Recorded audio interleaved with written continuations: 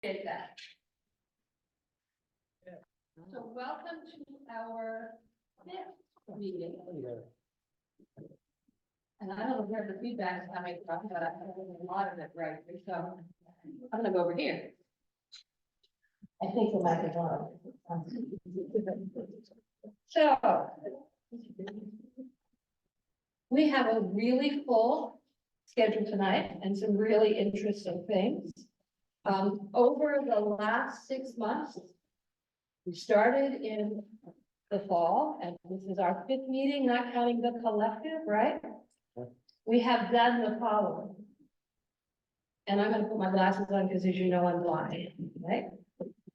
So we asked you to be intentional about how we worked together in looking for opportunities for convergence of ideas as we look at the new direction that we're trying to put into place for Region 9. We asked you to shift the lens through which you look and see what issues go not only to your part of the community, but the whole of Region 9, of a broader look, not just West River or Galesville or Deal or the Mayo Peninsula or Churchton or Tracy's Landing. And if I left anybody out, I'm sorry.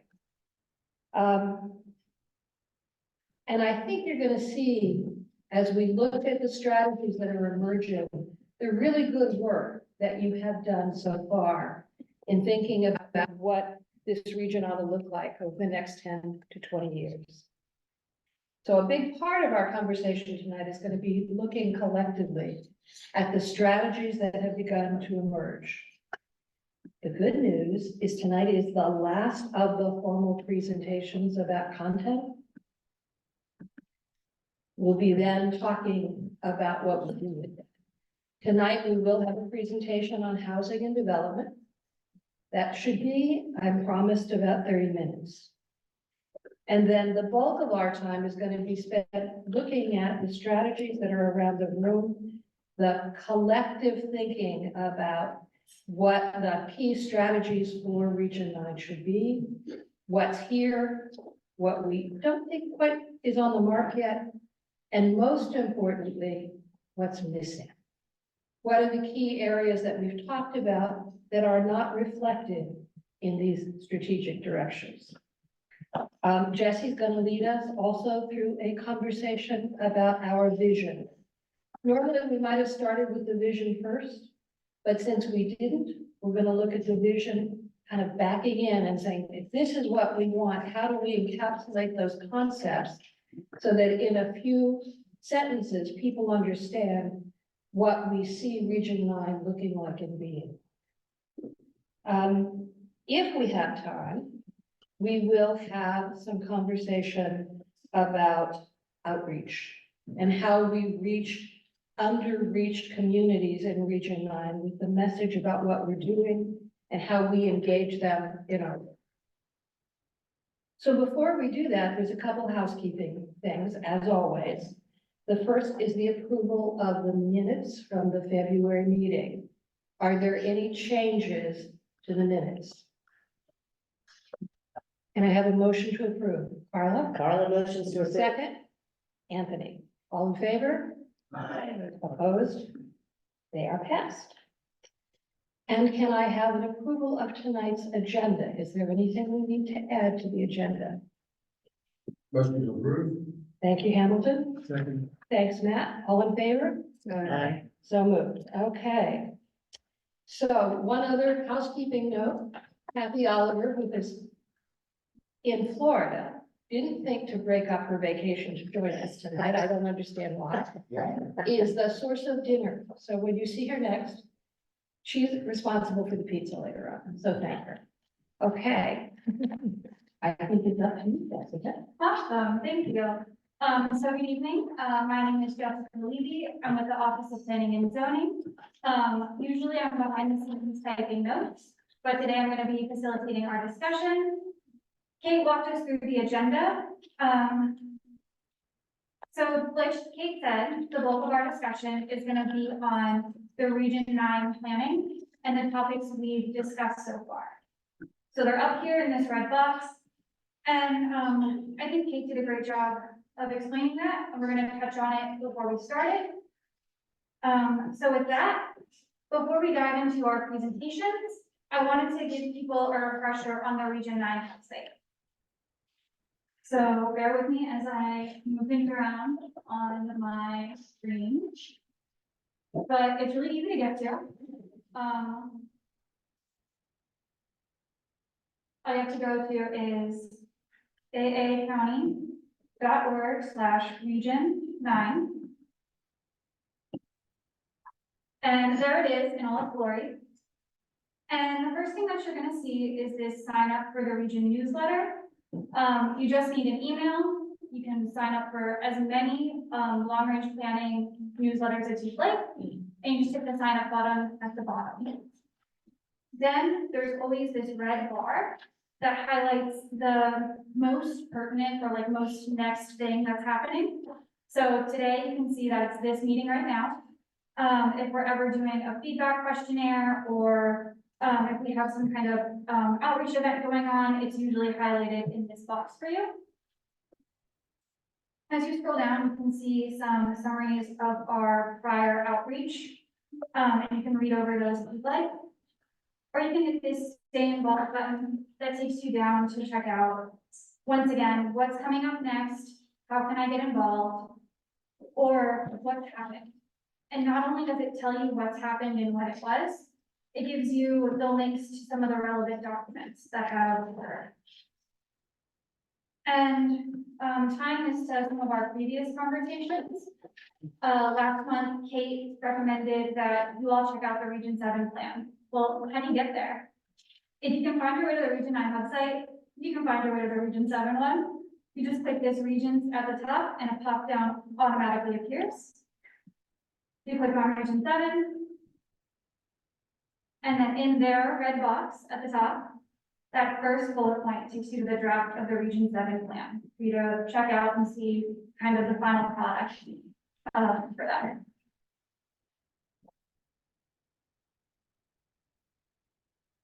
So with that, I think I'm going to turn it over to Karen McDuncan, who's going to do the housing market presentation for Arundel County and kind of giving a developer perspective on some of the supply and demand side. Thanks, Karen.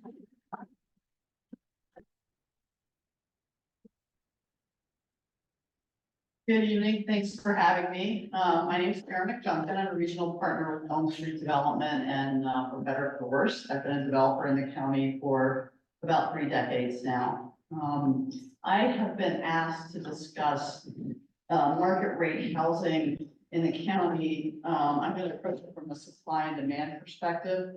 I do recognize that it's probably not as appropriate for your region as it is for some of the other regions to the north, but it probably doesn't hurt to at least understand the various pressures that the rest of the county might be under. So with that, I'm not here to push development into Region 9. It's just, I've been asked to sort of give an overall view. And with that, I'll move into talking about housing supply characteristics and trends in the county. This has been the same way for decades. Housing production in the county is dominated by production builders. And that results in what we hear time and time again, which is, why isn't housing more different? Why can't we get more different types of housing? It's simply a matter of that the low-cost producers, like production builders, can better compete in a supply-constrained market. And Anne Arundel County fits in that supply-constrained market category. And as you can see, and as you've seen driving around the county, it results in a product that's pretty much the same. I mean, we've started to skin it a little differently, and I'll get to that on the next slide. But for the most part, it's looked the same and changed very little over time. Majority of new home construction in the county in recent years has been townhomes, followed by a single family detached, a smaller percentage, and even smaller percentage condominiums. Again, little variation in product type over the last 20 years. And why is that? Standard townhomes are efficient to build. They fit within current subdivision regulations and zoning ordinances. And when you are in a market like we are, where land is a much higher percent of the total house cost than it is in other areas of the country, it forces the construction side to be extremely efficient. And you get efficiencies by building the same box. And so that's what we've seen in this. Like I said, it's changed a little bit recently, we're getting some craftsman look and different colors, but you peel away the outside here and it's still the same basic box. That being said, it's market accepted. It's 3-bedroom, 2.5 bath townhomes, 1 and 2 car garage, and we sell them. The question though is, could we sell something different? What you've got pictures up here are what folks term the missing middle. It's cottages, it's, duplexes that fit on a narrower lot than we're allowed to do in Anne Arundel County.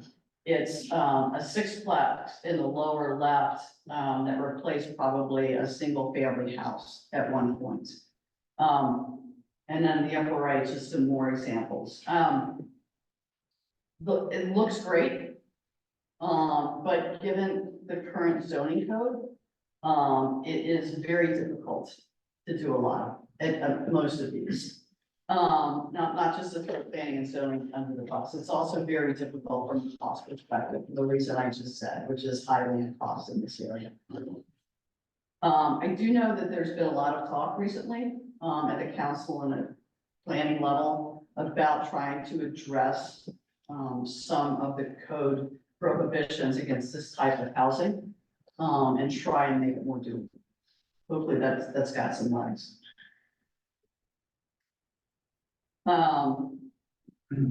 Switching from design to some of the numbers.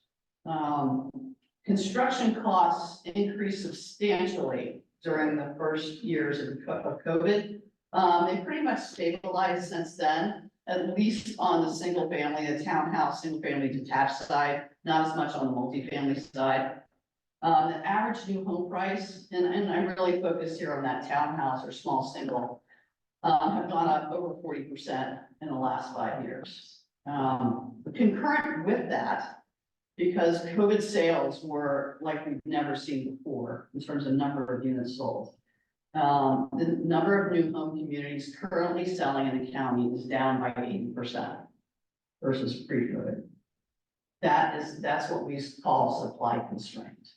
And I'll show you on the next slide that permits are at the lowest that have been since 2008. In the middle of the slide, 2008, that's a Great Recession. Nobody was buying, we were in the deep doldrums, but we're about at that level now for permits in the county.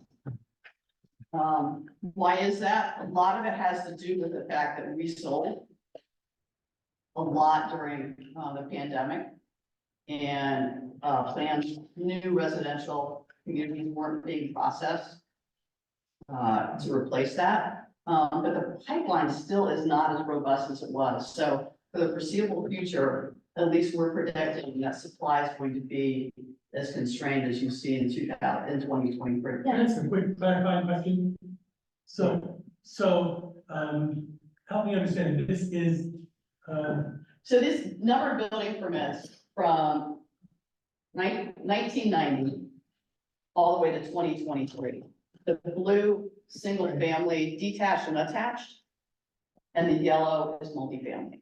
so help me understand, multifamily, you've got a, I don't know if these are, duplex or a 12. Well, multifamily pretty much is apartment communities or condominium So development. does that count as one permit or? No. 12 apartments? If you've got apartment community of 250 units, it's 250.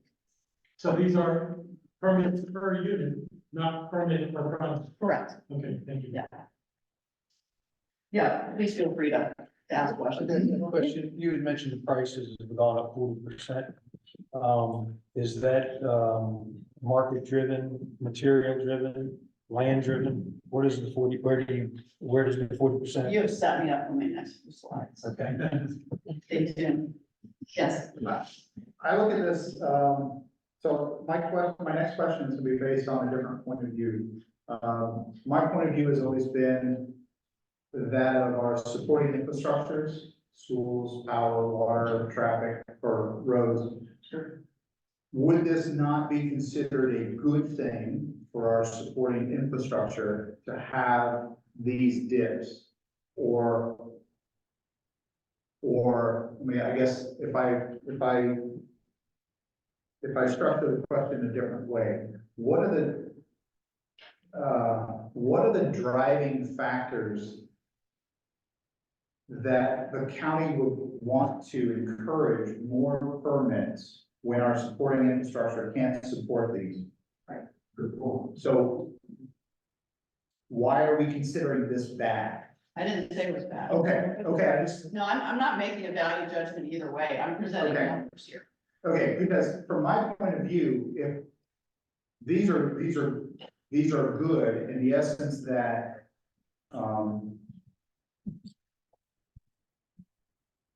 so if we as a group say we want the county to restrict, retard the amount of permits, the amount of development, and focus more on redevelopment,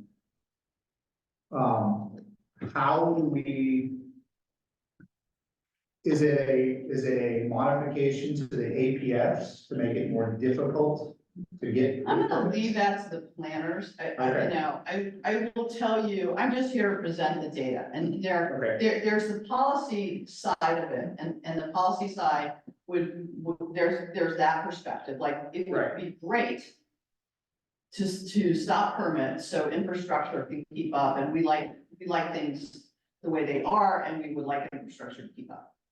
Well, it's not that we want to stop it, it's we want to throttle it back, right? To allow the infrastructure, As because long as, that big dip in 08 and 09 allowed building to outpace the infrastructure. Because if you look at what we spent during that dip in 07, 08, 09, the amount spent that was put toward infrastructure was greatly reduced during that time. And so you've got a divergence of the prioritization, I think, in that time frame. But we can talk about that later. Can I just make one comment on that? I think what she's showing here is countywide. That's correct. So my view and my understanding is that's not area dependent Correct. throughout the county. That's correct. So if you limit the permits and limit the building, you limit tax growth, you limit tax income. I think that's why we have adequate facilities laws. So looking at, I think what we need to focus is on area dependent. What area can you build on that has adequate facilities? Because you've got to keep a tax growth going, is my understanding. I think that's a fallacy, but that's just But my let's not- personal. Let's Right. not get into that. Yeah, for a yeah, moment. Yeah. This is Okay, a I was hole just that trying we to can point never out get that's out of. countywide. One last quick question, Gary. yes, What's your understanding of why you declined? What are the factors that have caused this to go from 2000 5 years ago? Is it just COVID or other things? no, it certainly was COVID that we sold faster than we ever had before.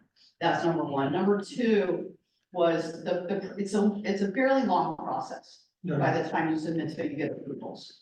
And so, during the time period where we would have been processing plans, schools were shut down pretty much across the county. Now, that has since changed, with legislation that was passed about a year ago.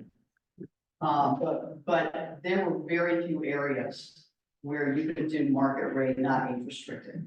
And so we've got this gap of no supply. So it was COVID and closed schools, both of which are passed now. So your projection would be that would start going up You know, there is not a lot of zone property left, Right, so that's a constraining factor. Are we talking like large chunks of land, or are we talking infill? Well, that are economically viable to develop, redevelop. Right, For large development. sort of large. Or just. No, I in mean, the general? number of projects is down substantially. Now, large is, you know, it's a different perspective. Subjective. Large for me, or Well, the people that build townhouses, per se. I 50 mean, units, Right, those are down too. okay. thank you. Is that large? 50 units? No, I mean, large is, you know, the old russets of the day, you know, a couple thousand. That's large. So those are the main reasons All right, thank you. why it's down. Where? And I thought it'd be helpful, to do a cost analysis. These are real numbers. This is a 16 by 40 townhouse in the north part of the county, in a community that's been selling the entire time for 5 years. We consider this a starter home. It could be a 2 or 3 bedroom, 2.5 bath, 1 car garage. 2019, which is the column on the left, lot cost at that time was $5,000. And you can just keep going down, 30,000. Construction costs, the next line. The bottom line, that fourth column, the percent change is from 2019 to 2020. Lot prices, lot costs have gone up 48%. Now, what's involved in that is the cost of the lot plus development costs. Permit impact and connection fees have also gone up. Impact fees were raised to keep up with inflation. And that's understandable. Construction costs were very outsized in the first couple of years, as I mentioned, during COVID supply chain issues. They've since moderated a bit. Builder soft costs just tend to go up with prices, and then profit is typically driven, you know, as a percent of the sales price.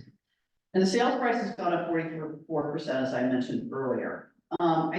I added the last 2 columns to sort of give everyone a perspective. How do we fit in versus the rest of the country? And that sort of goes back to the original, why can't we build cute cottages?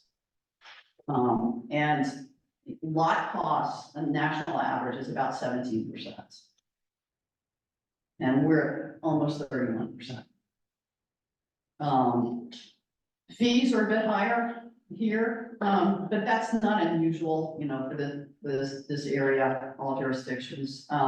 Construction costs as a percent are down, that's only because land is the bigger percent. So really it comes down to the land cost. And so when you talk about, you know, putting moratorium or cutting number of permits or limiting permits, Right. you accomplish what you set out to do, which is let infrastructure get caught up. But I think it would be remiss not to have the other side of the discussion, because the affordable housing is a big issue around the country. And so that's the other side of the coin. And, you know, as developers, we supply the product. You know, we're not out arguing one way or the other. It's just, it's useful to acknowledge that limiting permits, it's supply demand. It's fair to say that as a developer, you'd rather build 50 homes that are zoned R2 rather than 50 units redeveloped in that includes affordable housing in a redeveloped area. Now, So the larger homes are more desirable for the developer. no, So it all comes down to, is it economically viable? Yeah, I am agnostic.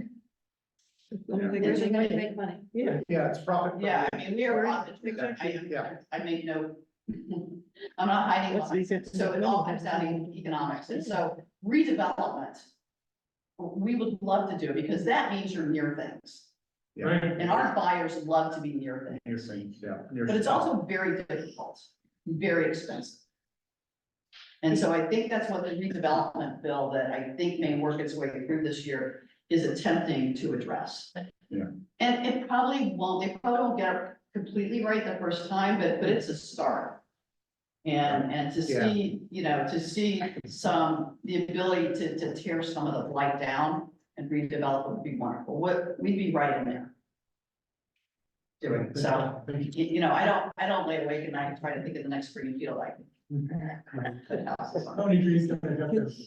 Can I make a comment before I forget? Yeah. It's not pro or against anything, but from a couple of the things you have said and adding one more, I mean, you're talking about, cost of land here. And somewhere you said it's, I read earlier, or maybe it was up here too, that some of the highest land costs in the country in this area. And there are two things that I think that we need to remember. One is the market we're in here, as far as the job market being relative to ground zero to the world.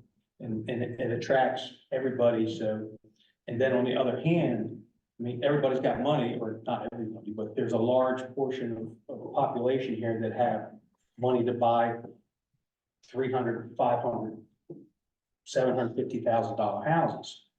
The other thing that you said is running out of land. And that is where we're going to be talking about over the next year or so, what affects our region. Is we are running out of land that's buildable within the parameters that we have set, that we want to have houses in, that we want to have people in. And there's somebody here that used to always say 20 years ago when we were doing the same thing, is this area has a carrying capacity. And when you reach that carrying capacity, you can only do one of two things. You have to stop, or you back up on what you decide is what's livable for you, and you split things and you lower your standard of living. Is And carrier capacity the same as infrastructure? carrying capacity, In other words, the first line, as far as a lot of people that live here, that move here, that come here on the weekends, the carrying capacity is our natural resources. It's the environment. It's controlling runoff. It's controlling silt. It's not filling in. It's not harming wetlands and everything else. So therein is something that we're gonna be faced with. If you were saying you guys are running out of land, raw land to build, if it's a 50-unit thing or infill, that is gonna be a good question that we're gonna have to fight over here, planning out the next 20 years. And I just wanted to say that before I forgot. no, I appreciate that, and following up on your comment, and I just want to better understand. Is the theory that if you slow permits, the slow building infrastructure catches up, you use the term? Is that a good assumption? I don't know, because I would think theory, right, directly increase infrastructure, that's not just. I should say that's the desire, right? And so infrastructure programs and projects are very. Yeah, and it's worth diving a little deeper into that, and I think some of the data is probably available and something you guys can probably get into, because as developers, we build a lot of the roads in the county. And the impact fees pay for a lot of that, so it's worth digging a little bit deeper in what happens if you turn off the spigot. Right, and that's not the desire. The And it's desire not is just property tax. how do you, it's all yeah, the- yeah, there's a lot of variables, and how do you work it to allow the desired, what's the desired outcome, and then how do we get there in a way that doesn't second the rules of things? Yeah, right. I better be wrapping it up. I want to touch a little bit on the demand side. We talked about the supply side. The fact is that, we've been dealing with a high mortgage rate environment and, reduced supply. But supply has gone down much faster than demand has, even with high mortgage rates. So we're still seeing demand out there. We're seeing household size decreasing, fewer kids, believe it or not, in the county. And I think that's sort of working its way through the school numbers. You'll probably see that. A very ethnically diverse county, especially, in the growth areas. And, we can't forget us old people, that we're a desirable county for that. And we're seeing plenty of folks want to stay here. And I'll leave that one. As I mentioned before, what are people looking for? Today's buyer wants to be near stuff. You guys too, probably because you don't want to be near stuff, but most of the younger buyers up north, where the growth areas want to be near and walkable to retail or parks or schools.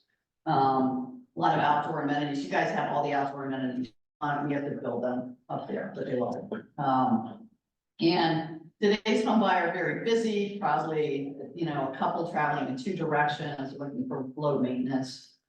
So we do a lot of our design around that. And as much townhomes, there is still a strong demand for single family detached, which is probably why you've seen prices go up down here, because there's hardly any single family detached being built in the growth areas.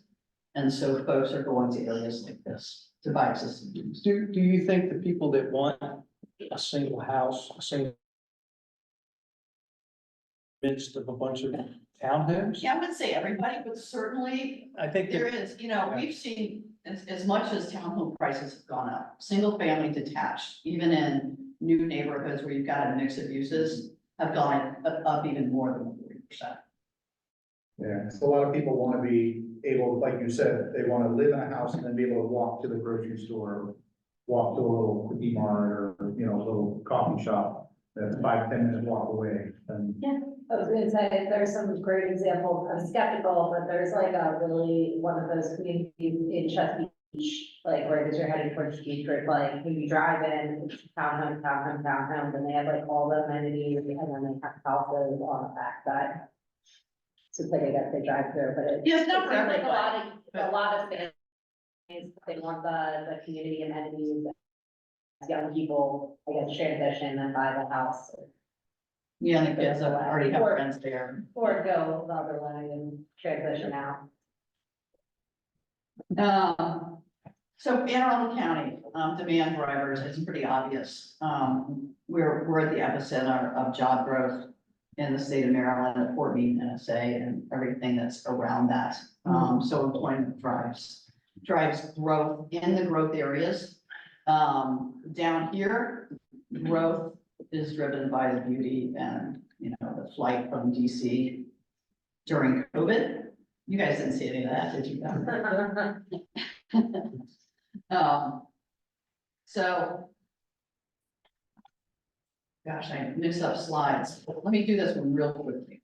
This goes to the affordability conversation. And that is, in 2019, the average house price that we talked about was affordable to somebody making 83% of the median household income. In 2022, incomes have gone up, mortgage rates have gone up a bit, so you had to earn 144% of the median household income. Still, not ideal, but still in the affordable range. Because of mortgage rates going up, we are at 133%. So affordability is going in the wrong direction.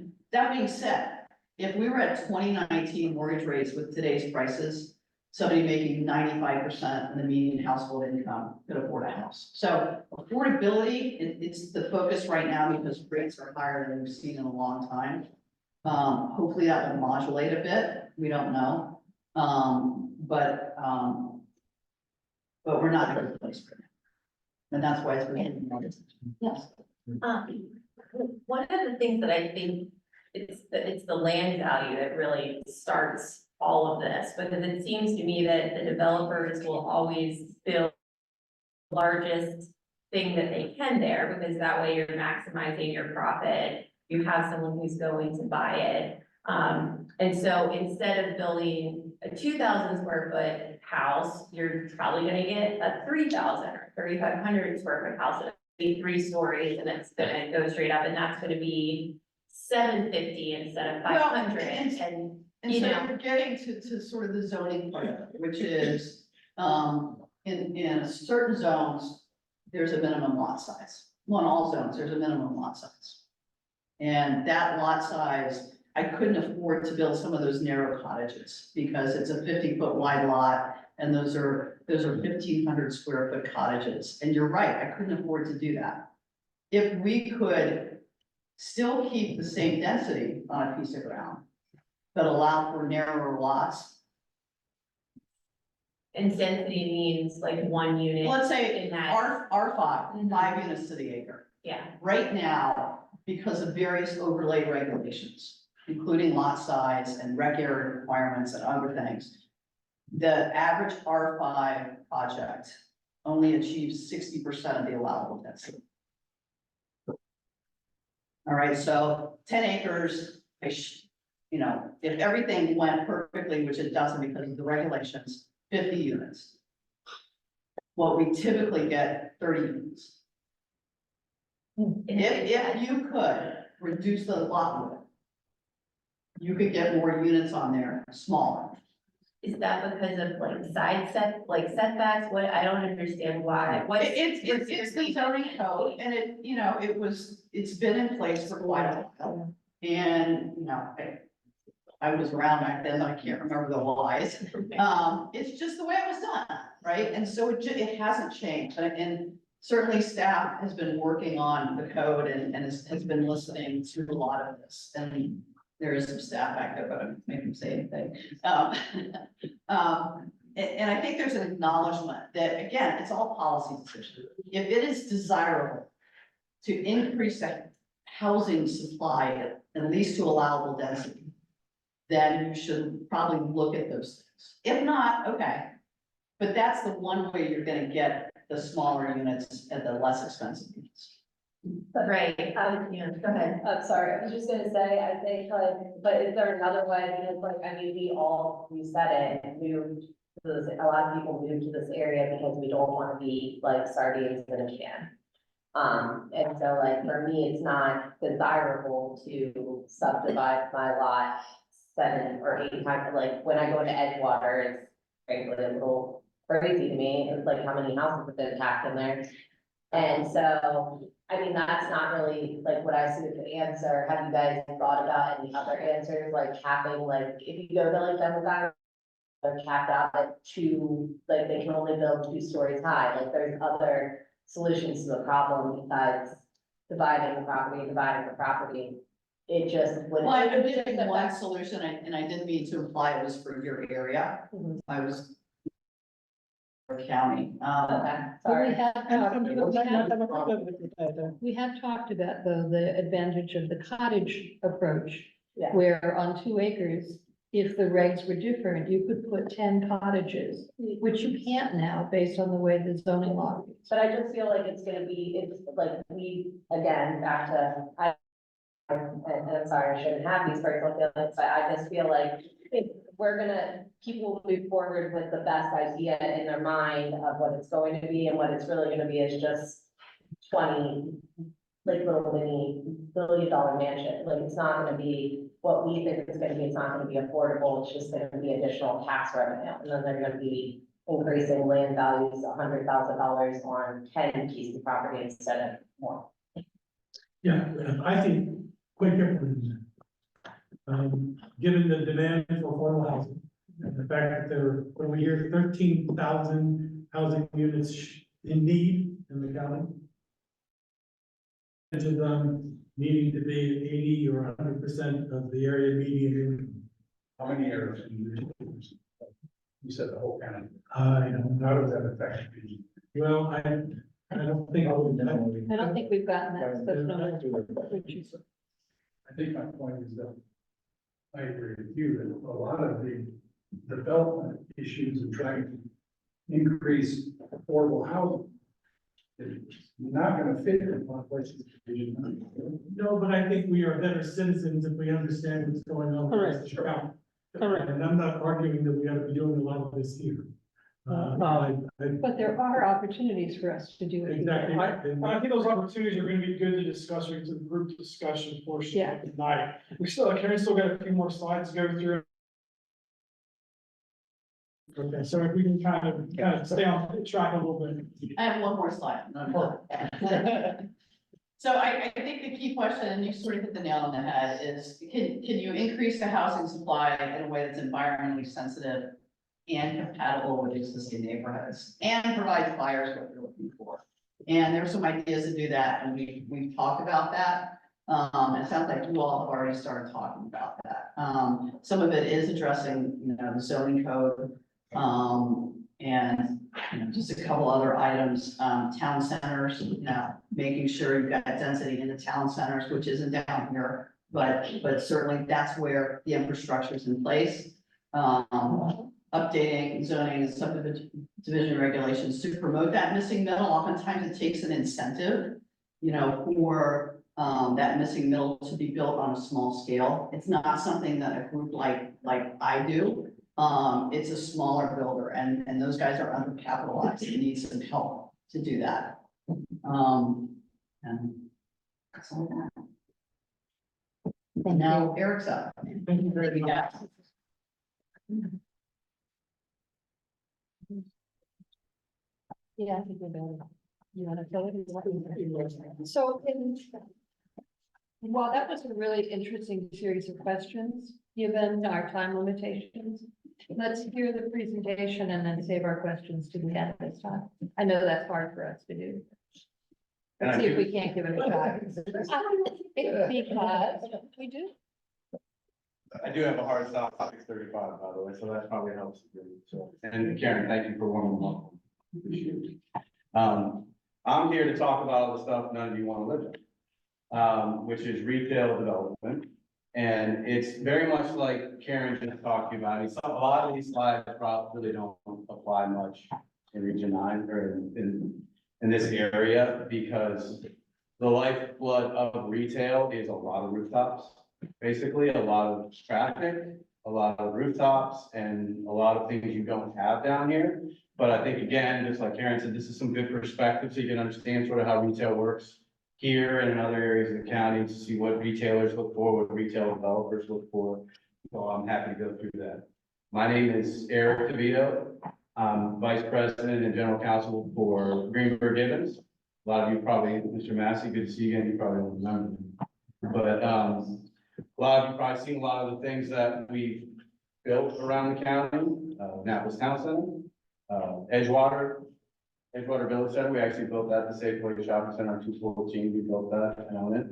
Watch Apples. Those are both our projects. We were the ones who brought wagons to Anne Arundel County. We've also built a lot elsewhere in Maryland, Hunt Valley Town Center. We've done things in Howard County, Turk Valley, which is more of a village center as well. So we have, I was saying all of this already, but so we have experience from sort of curbside retail, which is what I would consider like at the town center, if you know where Mission Barbecue is, and the Cava. That's those multi-tenant buildings are what we would call curbside. They have parking right out front. That building, you could build one of those and multi-tenant, lease it to a couple different tenants. A lot of investors buy those types of buildings. So that's what I would consider curbside retail.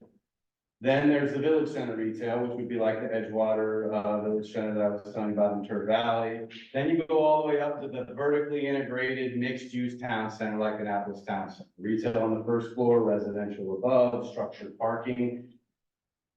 I don't know that you're gonna see that in Anne Arundel County again for a long time, 20+ years easily.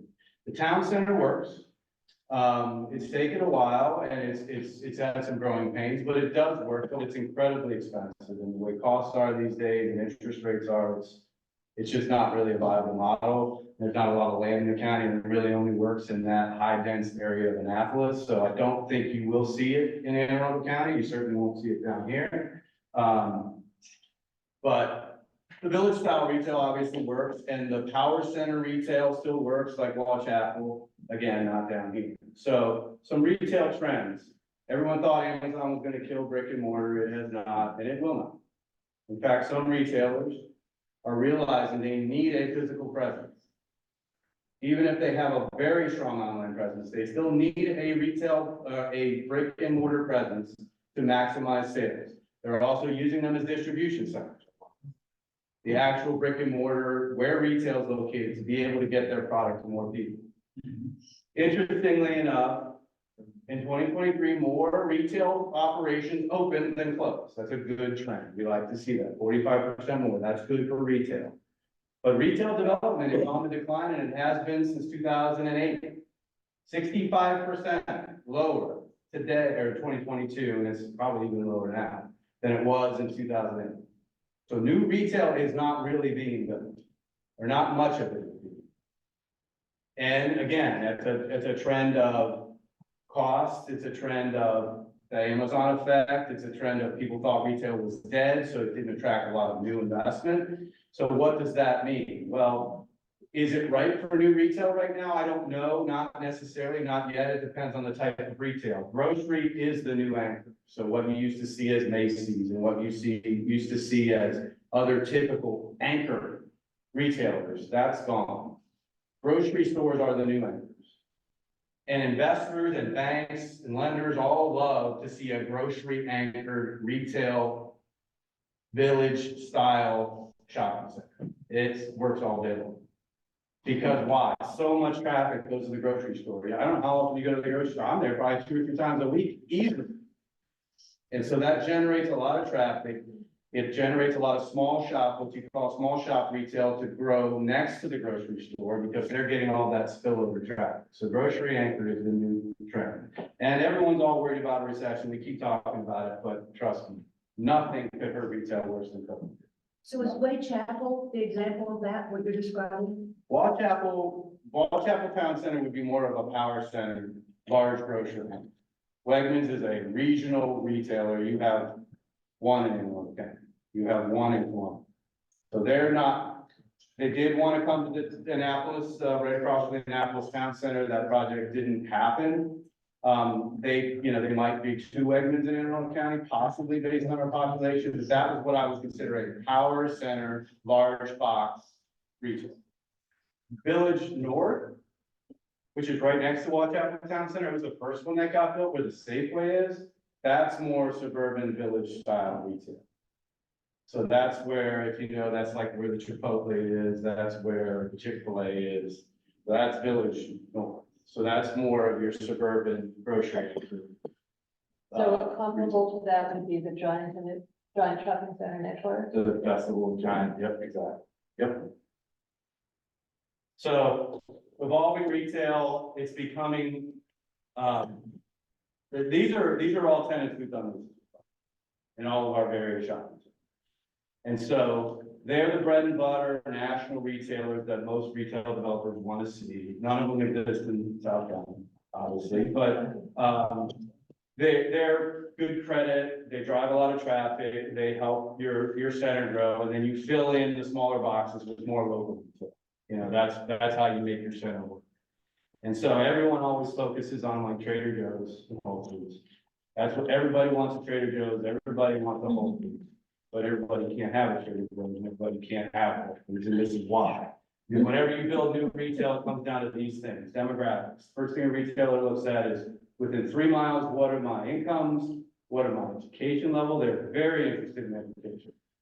The higher the education level, the more that you spend on retail. It's just, that's the way the demographics go. That's what they all look for. 3 mile, 5 mile income education. Density, lots of rooftops. They want to see tons of rooftops. And the daytime population is very important too. So maybe there aren't a lot of rooftops, but maybe there are a lot of offices and people work there. So during the day, they'll come and shop. They'd like to see that. Traffic, not in a bad way, like you all don't want traffic. They want traffic, and they want lots of traffic, and they want 100,000 cars a day driving across right in front of their store, because those people are in stock over the shop. Cost prohibitive land fee, just like Karen just talked about, exact same thing faces retail. Land costs, permits and fees, construction costs, it's killing a lot of retail projects right now, because rents that retail tenants pay have not cost. So unless a retail tenant is willing to pay more to offset those costs, it's not getting built. That's why that 65% trend that I said in 2008 is happening, because retail tenants are not able to pay the rents to support new construction right now, in many cases. And then restricted exclusive behalf time, that's another thing that kills a lot of possible retailers in the shopping center, and we'll talk about that. Here's some of the, when I was just talking about this is an example of what you would see from a retailer looking at your shopping center. They would want to pull demographics like this. These are the demographics they look at. On the left is Hartford County, on the right is Howard County. I just didn't have an Anne Arundel County shopping center to show, but these are good examples. So that's population growth, income, home values they like to look at, daytime employees down at the bottom of this one. That's what I was talking about before. And there's Howard County. So Anne Arundel, I would imagine, is somewhere between Hartford and Howard. Howard is probably one of some of the best demographics in the state for the type of retail we're talking about. High incomes, high education levels, decent density. So a lot of people look at Howard as a good place to build retail. This was that example I was telling you about. Everybody sees the one at Whole Foods. Well, there's one Whole Foods in Annapolis. We built it in Annapolis Town Center. There's one in Towson. We built that too, as part of our Towson Road project. There's one in Mount Washington, if you've ever been there. Been there for 30 years. It's actually had a really strong clientele. They would never build that store today, ever. It wouldn't exist. It's just been there for so long that it is. And then there's one in Flexiborough. So that's it. But look at DC. Look at the concentration of them in DC. And I'm going to show you why in a minute. So that's Whole Foods. Again, everybody says they want Trader Joe's. Very similar number, right? One in Annapolis, there's one in Columbia, there's one in Towson. We built that too. There's one in Pikesville. And then that big concentration in DC. So, why? District of Columbia, okay? There's your population, 671,000. Not that much more than Anne Arundel. But look at the density per square kilometer. I know in America we don't do kilometers, but it's still the same analysis. So look at that, 4,000, 4,200. Drop down. Baltimore, similar population. Now you're 2,700 population density. Anne Arundel. Similar population, but look at the density. Boom. That's 8 times less in DC. But everyone says, why can't we have a Trader Joe's before Trader Joe's in Anne Arundel? That's why. I was gonna say, it also factor in, like, I know in DC, they will build a high rise and there's like the anchor store at the bottom, so you've got all that captive traffic. That's all goes to density. That's what drives that number. Is you're building high rise, you're building density, you're building people within a really small area that will shop at your store. That's what drives that, yes.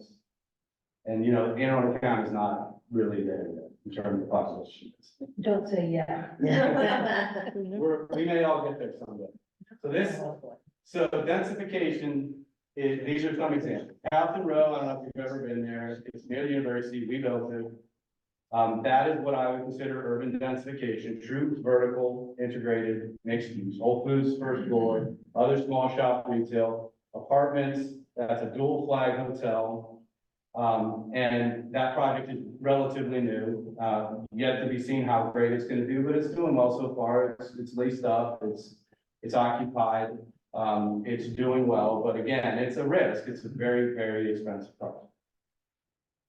This is our Hunt Valley Town Center, and this is how we densified it. So if you've ever been out to Hunt Valley, you know it's a long way. Where it says existing retail down at the bottom, that's Wegmans. The pink was an old Sears box that we repurposed into multiple uses. And then that stuff at the top is a Brightview Senior Living on the right attached to an Avalon apartment building. So this is high density that we jammed into what was under that is just a parking. That was a parking. And that, So jammed into is not helping, Yeah. is not helping us here. it is in this area because they wanted it. Okay. There's incredible infrastructure out here. And this is a way that it helps the retail. You have 800,000 square feet of retail at the shopping center. Remember, Now you have all these rooftops of people who want to live there. Right, you senior living, that's an assisted living community. They wanted that. remember who Yes. you're talking to. Yes, no, I know. And you have very little time. I'm Don't try to sell us on. I'm not. I'm just- Give us the facts. answering the questions that they wanted to be. That's thousand. Yeah, this is not happening. Yeah. Again, this is sort of suburban densification. So we're in Region 9, with something like that, where you take a parking lot, put more people, that's not what the problem. Yeah. I don't think it would. I don't think you could build that Bright View or that Avalon structured park here. It won't. You could try, but it would, I don't think it would It succeed. wouldn't succeed. Yeah. I can tell you right now, today, it wouldn't succeed. And here, and why, I'll show you the traffic counts later. But that's an example of a old shopping center that desperately needs redone. But My house was, It's very- Kmart should have been housing, not a tractor store, the Kmart should have been housing. The guys, Build up- Well, and I'll show you right now. I'm gonna do this one more time. Get over If you want to redevelop, this all needs to come. Right, the retail gets built on the road, maybe put more housing there, there's 100 ways to do it, but I don't know that I don't know that the costs and anything is gonna ever. I think we can, I mean, I Billy, don't want to cut you off, but Billy. Yeah. I'm gonna cut you off. Very true. We have 5 more minutes for this presentation. this doesn't apply to Region 9, none of it. This is. You're correct. It's interesting, but we have a lot to cover tonight. Correct. Edgewater is region 9. That's Region 9 right there. You want a Towson Center in Edgewater? Didn't say that, I'm just saying region 9. And again, I'm just trying to give you a flavor for this. I have to give the same exact presentation next week to Region 1. They will be more receptive. I'm not, I'm not support, I'm I'm actually not- giving you I'm not reasons, looking at and I'm you as a actually bad guy. giving you reasons why you can't do this. I would like to hear more of what you have to say, but I am curious, what are the economic factors that would make those types of town centers you mentioned not viable now, but there's some going up in West Street that obviously been in progress for a long time. What's changed? Well, here's one example. These are traffic counts. One on the left is right around that area you're talking about, River Road, West Street. You have 100,000 cars a day that go in that area. Plus, look at all that traffic. There's, down in the right corner is that South River Common intersection we talked about there. You're at what? 40,000 is a decent traffic count coming down Route 2, but then look, it gets down to the 20s and all that. So you'll never get any real retailer interested down here because it's a long haul all the way down here. And there's not a lot of traffic. That's one of your biggest competitors, plus the density. Perfect. Yeah. Yeah. This is, again, this is a cost example of what a village retail center might look like. And this one is an actual real example of what we run numbers for. A couple retail pads, a couple retail buildings. And it shows you like, and I'm only showing it to you because the total cost of this project to build it were roughly 11.5 million. And based on the rents we think we could get, which are only in the 30s, that's a 7% return. You invest $11 million and you have a chance of getting 7%. You can put in a money market right now and get on 6%. So why would a developer take $12 million, run the risk of leasing it up, building it and all that, when you can only make 7% return? You would. Now, if you could get $40 rents or $50 rents, then it's a different ballgame because it could drive up, because it would offset the cost. And the pink line I highlighted there, that project get $1 million of just permits and fees. 10% of the total project cost was just permits and fees. What did it used to be? What's the main thing that changed in this? From when it was more like economically viable? 5, 10, 15 years. Permits and fees have gone up, obviously. Land costs have gone up. Construction costs way up. That's mainly it, and rents have not increased. That was the big Well, factor. they have now. They haven't. But, I mean, I could get $30 rents 15 years. Everything else is up, but my rents is the same. But you're right. Okay, and this is like, yeah, this is 2023. Right now, this second. That's it. actually my project. Okay. But I would like to say that, I would love for rents to go up, but again, it depends on, now, if this were a project that had $100,000 a day, buy it, rents wouldn't be full. Oh, yeah, that's true. Is it commercial rent or residential rent? Are we talking about Commercial. apartment? I mean, yes. Commercial. Yes, commercial. And so the other, this is called health ratios. Every retailer needs to meet a health rate. They go by health ratio. So what percentage of rent can they pay? So the little chart on the right shows you what revenues they have to generate in order to afford those $30 rates I was talking about. So if you're a 4,000 square foot restaurant at the bottom, you have to generate $1.8 million of revenue in order to afford that rent. A year. A year. Right? So now the lower the rent, then that helps that number. You don't have to make as much money. The higher the rent, if I wanted to get $40 rents, that's a $2 million plus. So that's driving a lot of this. So if you can't get a bunch of tenants capable of generating those revenues, then it's a tough one. Lastly, restrictions and exclusives. We don't have to spend a lot of time on it, but anytime you rent to a big tenant, like the South River Colony, I will use that again. Wise is it? You cannot put another grocery store. I don't care what you want to do at Kmart. You want to put another grocery store, Trader Joe's did want to come there. They can't go there. Wise says, I'm the only grocery store. And every retailer will do that. Dick's Sporting Goods. You can't have another retailer that sells sporting goods anywhere. We have Dick's Sporting Goods. It's going down to restaurants too. So I want to be the only Asian restaurant. I want someone to be the only Mediterranean style food restaurant. And so that's, landlords will give these restrictions and exclusive to get the tenant. But it also puts stress on what you can do with the balance of your center. They also, like the bigger retailers, will like restrict what you can do in the parking lots. They don't like high intensity parking users. They don't want people just parking there, leaving their car there for 3 hours and blocking parking for others. You have to deal with all that. But I don't know.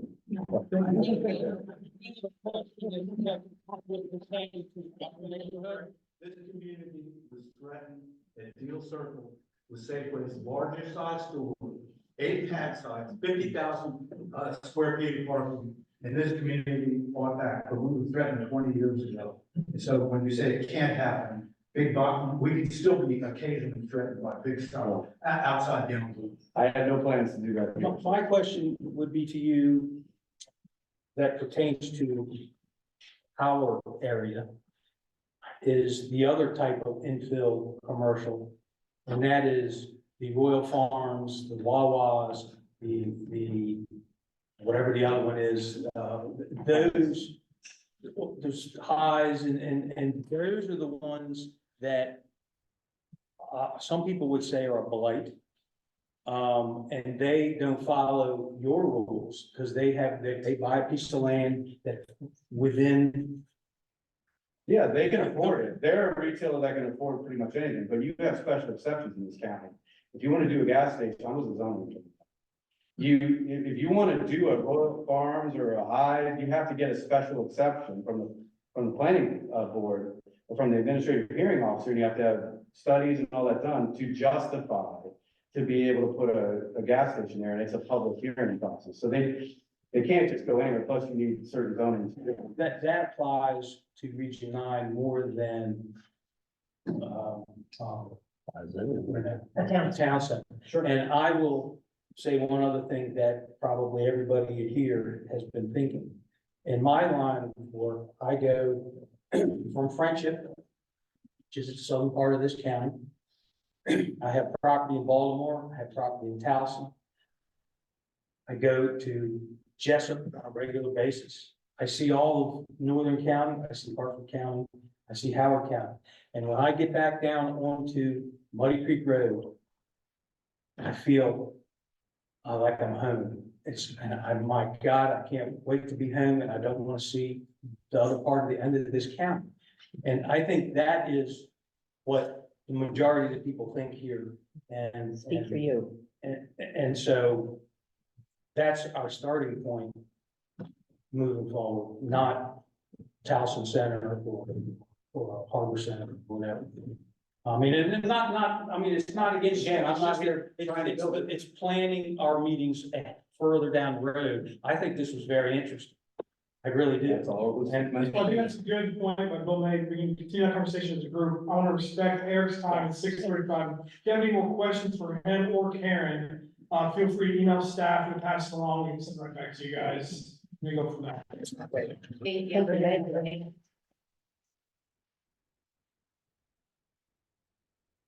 Yes, thank you to Karen here, thank you for being here.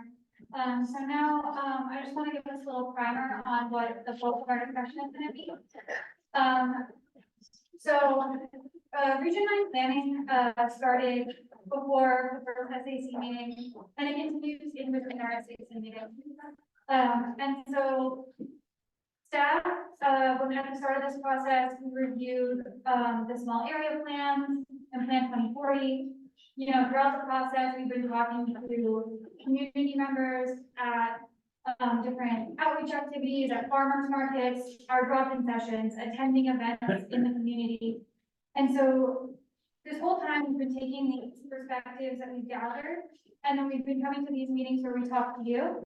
And afterwards, you know, we put the video online, draft the meeting notes, and we try to think of ways to connect the conversations that you all have had with things that we've heard elsewhere. And so what we've drafted are strategies. These were set forth in Plan 2040. And they build off, in Plan 2040, there's goals, policies, and strategies. Because the region plan builds off of Plan 2040, we're gonna focus on strategies and carry over the goals and policies of Plan 2040. And so what that means is strategies are specific actions for further study and consideration by the county to accomplish the goals and policies. So it's really just a bright star saying, county departments and agencies, look here, look at this challenge and try to find a way to address it. Look at this opportunity and run with it. And so around the room, you can see on poster board some of these draft strategies. And we're gonna ask you guys to go around and look at them. And I want you to think of them as that bright star, putting a flag on something, raising the alarm. It's not that we're gonna sit here and draft a plan for every single strategy. We're just telling the departments, when you go to your functional master plan, when you go to look at your capital improvement program, think about these things that we put on your radar, and they'll vet them, they'll carry them out. So we're looking at it broadly. So we don't need to have everything in order tonight. What we're looking at tonight is, did we get it kind of right? Did we carry through on some of the things that you guys talked about and accurately reflect them? And so you guys are gonna take a break in a few minutes, and I encourage you to look around the room. We're gonna hand out some dots. And your main goal for this exercise is to look and see, you know, does what's on the board reflect SAC conversations? Is there something missing from there? Do you want to add to it or change it a little bit? Not necessarily, not necessarily wordsmithing, but you know, looking at content. You mentioned X, Y, and Z here, but I think you should also include A, B, and C. Or I think X and Y are great. Can we talk a little bit about why Z is here? We also want to know, you know, is anything like totally off the mark? Do we really need to like discuss it further? And then also, did we miss anything? So while I'm sure that there's gonna be things on the boards that you really love and you really want to talk about more, this discussion is really focused on where did we miss the mark. So with that, we're gonna hand out some dots. And so the red dots, I want you to flag for, I don't remember where this came from. I want to talk about this more. A blue dot is, I think this is pretty good, but we just need to adjust it a little bit. And then there's some sticky notes up here instead of a flip chart, and you can write down some ideas that you don't see on the board that you think we need to cover. Where do you want to see that? Sticky notes, if we're on grab one, write it down, and I guess stick it on to, you know, if this is an environment one, or this is a housing one, stick it, you know, where you can do those. Yes, no. We're gonna do it, and then go into our break, so about 20 minutes, you know, to walk around, read everything, and then we'll come back and talk. And once you finish putting the stickers on, you can trade that blank piece of paper for a slice of piece. So actually, Eric, I'm not sure that's gonna work. But guys, I think people need to look at what's up here. So why don't we do this? It's 5:45, 7. We have until 7:30 for this in our timeline, which doesn't feel like enough. Yeah, I'll remind you to that, I want. These strategies are in the environment, housing, and economic. We've seen them in the public surveys, and seen the public feedback on them. Over here, the transportation one that we talked about these ideas in our last meeting. And then we also approved that, Yeah. and we've also kind of, the idea to talk around, kind of parks and communities as well. So we give you, email you these over the meetings as we kind of building this list. So what you're seeing is those, tables you've been getting you via email and I'll have on poster. So hope this is not the first time you're seeing these things. It's the exact. It's what you got in advance of this meeting. Yeah.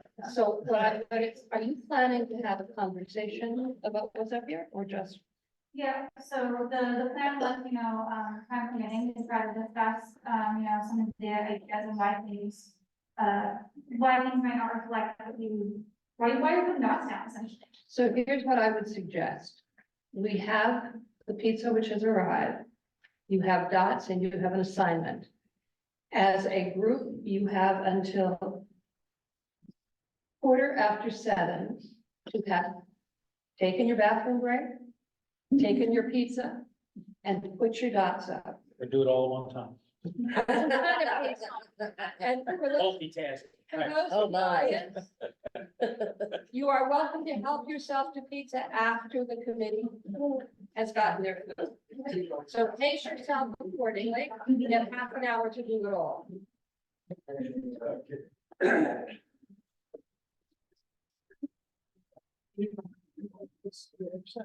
1 million. I didn't know.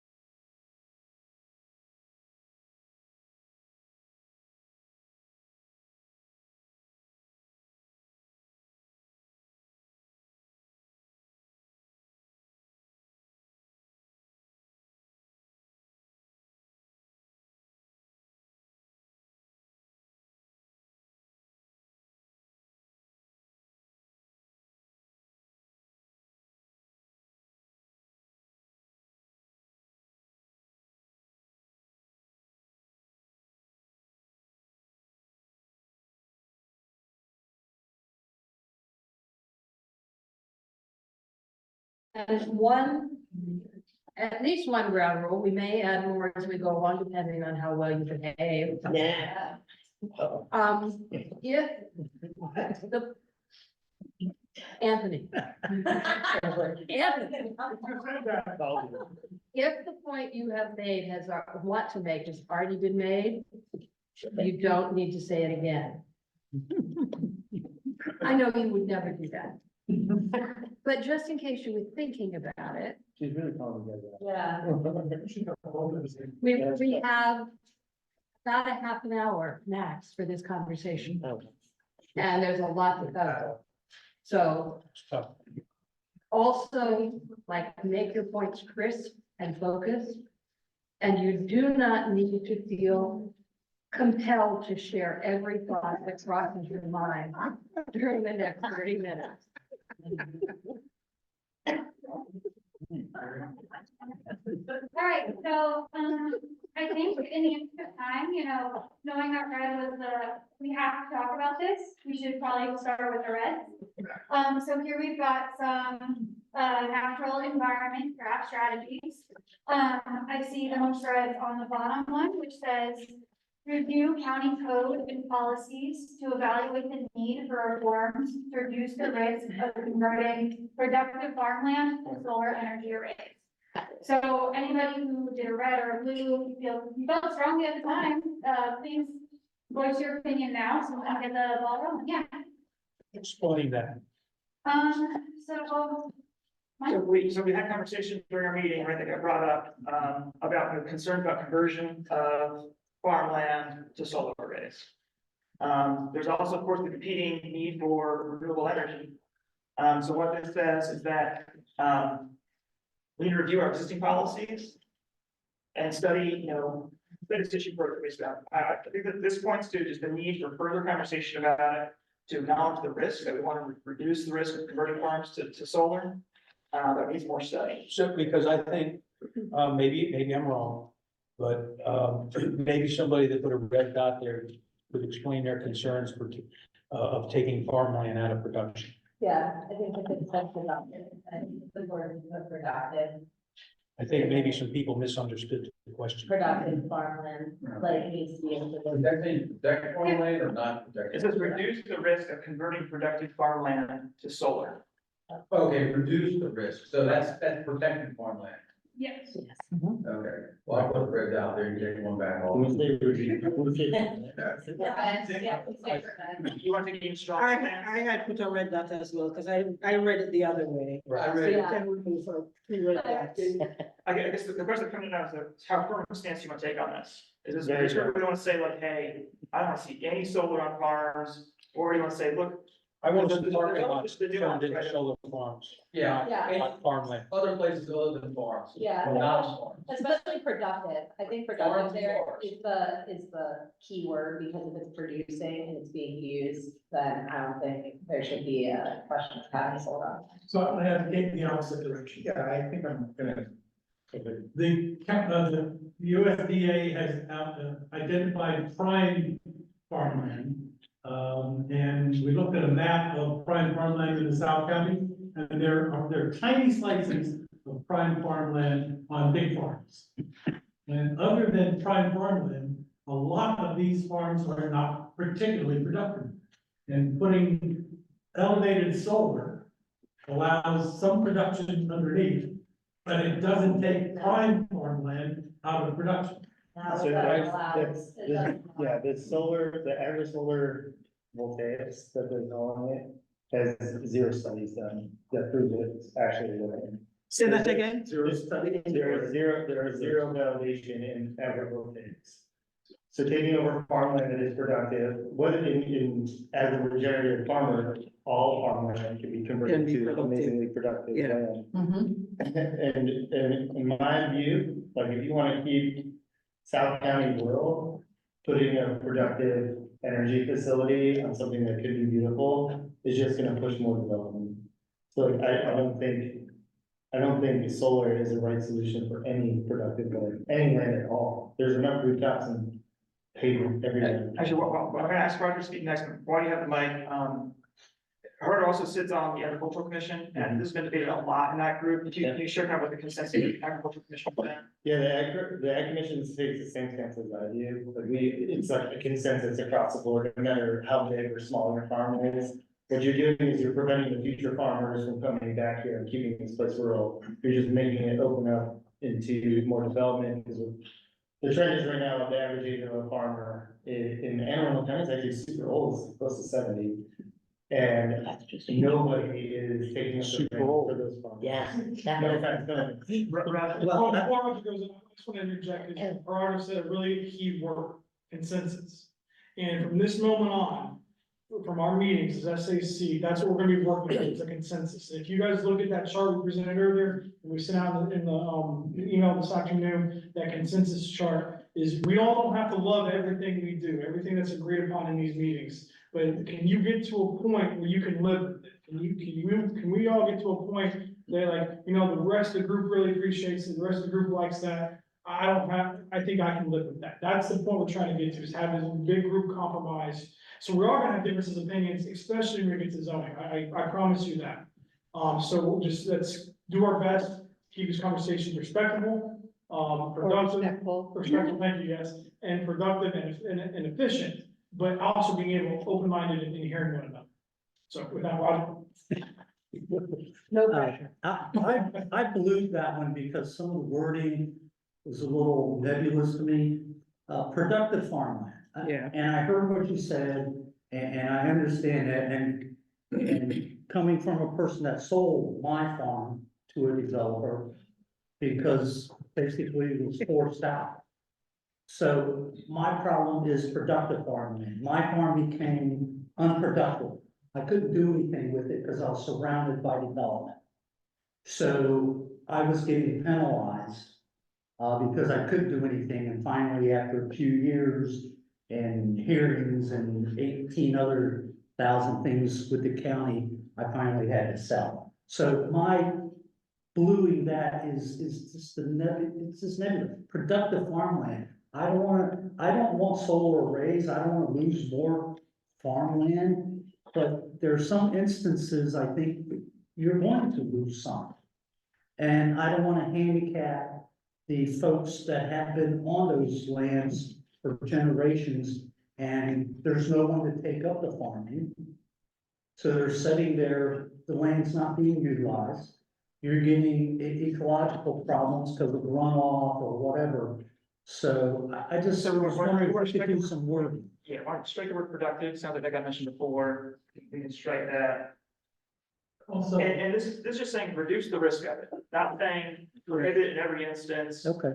I think that we could fight over the definition of a productive piece of land for the rest of the. Yes, we're striking that. Yeah. So right now it just says, review the code and policies to evaluate the need for reforms to reduce the risk of converting farmland to solar energy arrays. Okay. So in short, let's study to see if there's a need to reduce the risk for converting farmland to other things. So, I want to make one point clear on this. We're talking about preventing an individual on their private property from doing things. We're saying reduce the risk. I said, we're not saying. We're talking about preventing, right? Basically, Right. and Again, so I am comfortable with that concept, but I'm going along with this. It's just, in a general manner, I'm comfortable. I'd like to have a study, but the study shouldn't have the purpose of reducing the risk. Okay, Yeah, there should be a I study, agree with that. there should be a study of feasibility and the impact on the economy, fine. But I think in the grand scheme of things, that study should be conducted by the state, because the state has the ability to delegate a community need and override all county.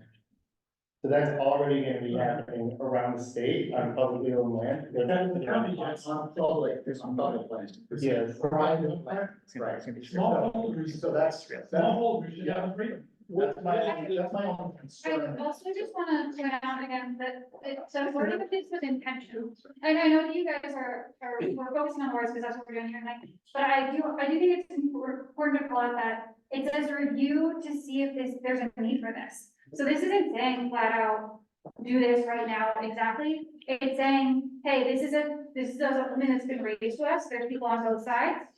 What do we need? And I think that that's an important part of what this currently says. Building support is, when it's framed to reduce the risk, Okay, it is, So- I think the study is rising the recommendation. Does a piece of land that's zoned agricultural, is there something in zoning code that prevents turning it into a solar farm, or does it go through a special process to do something? There, I think there's county code right now. Yeah, as of right now, I know You that's can. one of the most protected. Yeah. So, In the state, so it's not an issue. yeah, but, There's restrictions about the distance between I the believe, different solar facilities and it's miles. yeah, and I believe St. Mary's County, they did a similar process where they did a study. And there's always a need for energy, so the study is always just gonna say, yes, build one, but their community decided against it. So solar just brings in more development, and then at the end of the day, there's like a technology, so you're trapping a farmer in the hopes of them making more money with this company saying that they'll take it down in 20 years. But at the end of the day, that company's not gonna exist in 20 years, it's gonna get. You're literally like destroying land that then is right for development.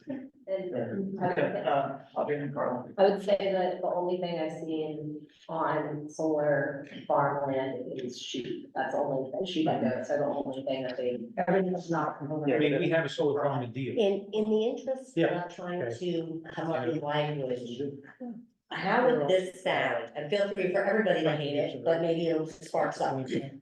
Review county code and policies to evaluate the need for reports regarding converting farmland to solar energy.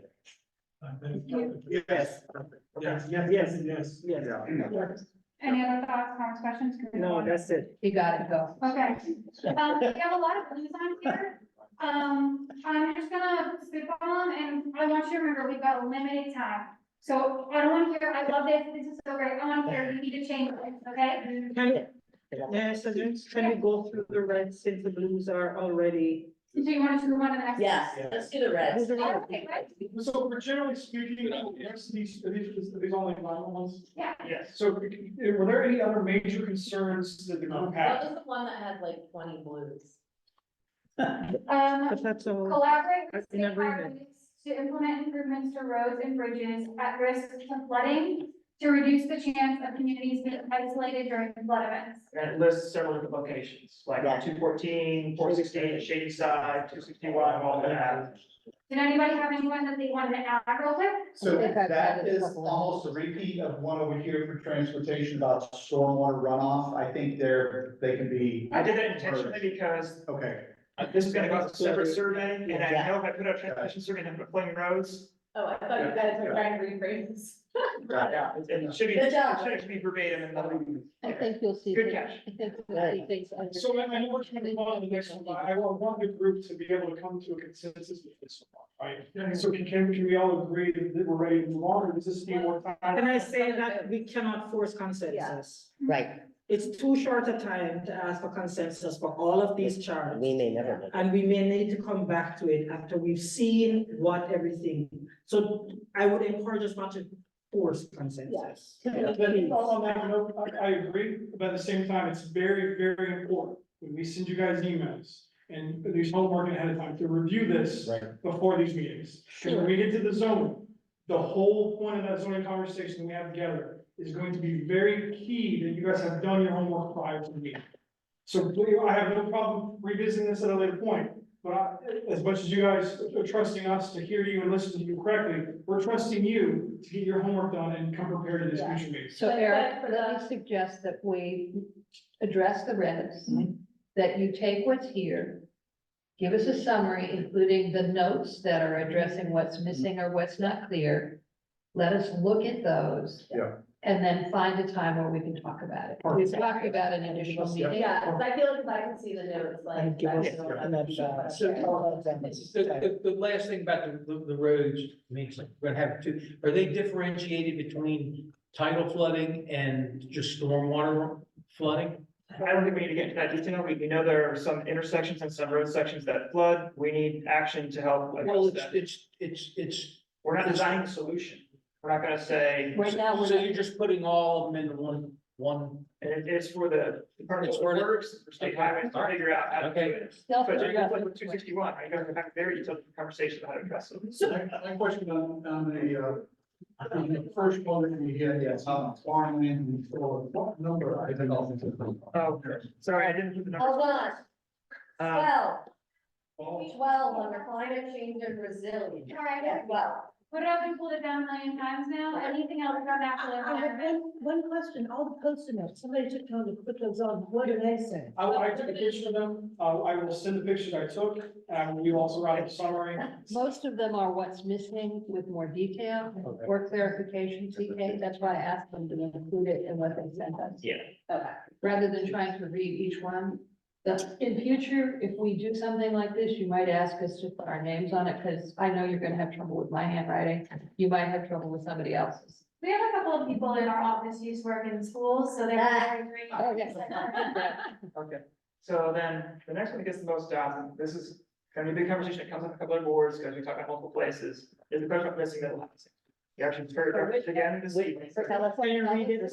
Yeah, It's in the housing category. so it's in the housing category, so we're in the built environment section. On 15. Start reading it, so I know. And what we're- explore the potential for zoning changes to allow small scale missing middle housing.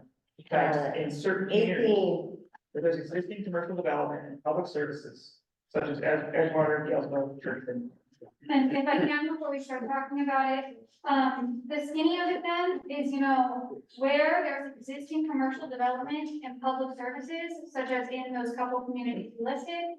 It could be a good idea to explore potentially changing the zoning code to allow those missing middle homes. And this is a topic that we discussed multiple times, we talked about economic development and housing. This group said multiple times, okay, there's gonna be housing, put it in those locations, so that's what it's trying to reflect. I'd just like to hear from the Reds. What are the red people concerned about this? Not me, not right, I'm me. Because it sounds like this is what we've been talking about. Yes, I'm in Edgewater, bring it. Yeah. I know, so I might have seen you walking around, I was in with my own thoughts up there, Kathy had said hers and so I was like, yeah. She said. I have, proof I wanted to go to see. But yeah, so one of the things that Kathy said was, not Hillsville. And so, Kathy's not here tonight, but I would say that this is important to note that based upon the other communities that were called out, it sounds like these are the village centers that we designated in Plan 2040. They are. So it's not all of Edgewater, it's not all of Churchton, it's in those specific areas that were called out in Plan 2040 as having, commercial already there, as having good infrastructure and other, things to support this type of housing. It's not for all of that community. well, Sorry.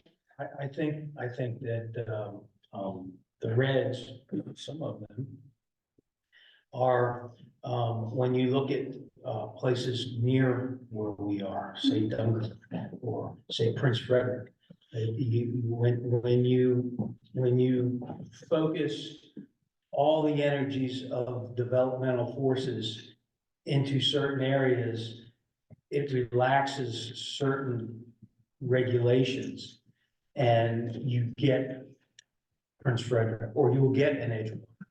And that, I think, is what some people are worried about happening to Deal or Galesville. You don't want a town center that, even if it's a small. Just clarification around what the dots meant. And I just want to add, so the red dot was that this idea is not consistent with SAC discussion. Meaning we haven't been discussing it, it's not what we've been saying, and that's what the red should represent. I'm probably going to be redundant. And I'm probably making an assumption that people have used the red to represent what I don't like. And I'm going to encourage us all, it's not about us personally. I feel a sense of NIMBY, not in my backyard. And I think we need to think more broadly about what the region needs, not our personal biases. So I just wanted to add that. I was gonna say, and that probably goes back to but, the area that was highlighted for Deal, I think not in that one, but the other one is right along the water. It's right in an area that you already have buildings that are sitting too close to the road. And there's not really that place, I don't think, in the next 20 years for that. I think we talked about it before for that construction. I mean, you've got the park that's going there, but the park would be the space. Really ideal. So is this statement asking if we need to do like the last one? Are we asking for a study to be done for locations for these possibilities? Or are we asking for a study focusing on specific areas, i.e. the town center? Yes, it's exploring the potential for zoning changes to allow missing middle housing at a small scale. We can define that further in this, but the things that I've heard supported from this group, and as you saw in the results of the community survey, Right. the support levels are much higher for the cottage courts Mhm. and duplexes. When it got above that, the acceptance level dropped off pretty good. So it'd be saying, look at the zoning code and say, hey, for those village centers, do we want to allow that there? Well, it's also, isn't it, not just that question, but is what would be required in order, how would we have to change what exists in terms of zoning to make that possible? It would study that, it would explore that. Yeah, that would be. I mean, that's it, that's, So I'm gonna say, I still have all of my red. In, I do too. because Same. I feel that absolutely everything that we have been talking about is on these boards and is worth a discussion. Not a knockdown, drag out fight, but they're all worth discussions. And at the end of the day, we have to have a rough consensus on all of these. So, I'm of the opinion that this is going to happen regardless because of the way things are moving in our economy and our life and, you know, things around us. This study is going to be done regardless of if we want it or not. and I would trim that a little bit Mhm. and say, if we fail to do this kind of a study, we're gonna end up with something that we don't like. Yeah, absolutely. I think it's, And there's a we're big, fooling ourselves to think. there's a lot of space between what my vision of this is and Prince Frederick. Okay, we're talking about a block of townhouses. We're talking about repurposing an old commercial space. Already got to put. Yeah, I love that we're right here, you know, over on Benning, you can see a little kind of cottage court development, and it kind of sits right in. If there was one more of those somewhere else in town, But we Would that- passed a piece of property coming here that was 2 acres that has been sold for development where 2 houses are gonna be built. Where we could have put 10 cottage apartment houses and a court and a small cafe that would attract everybody in Galesburg.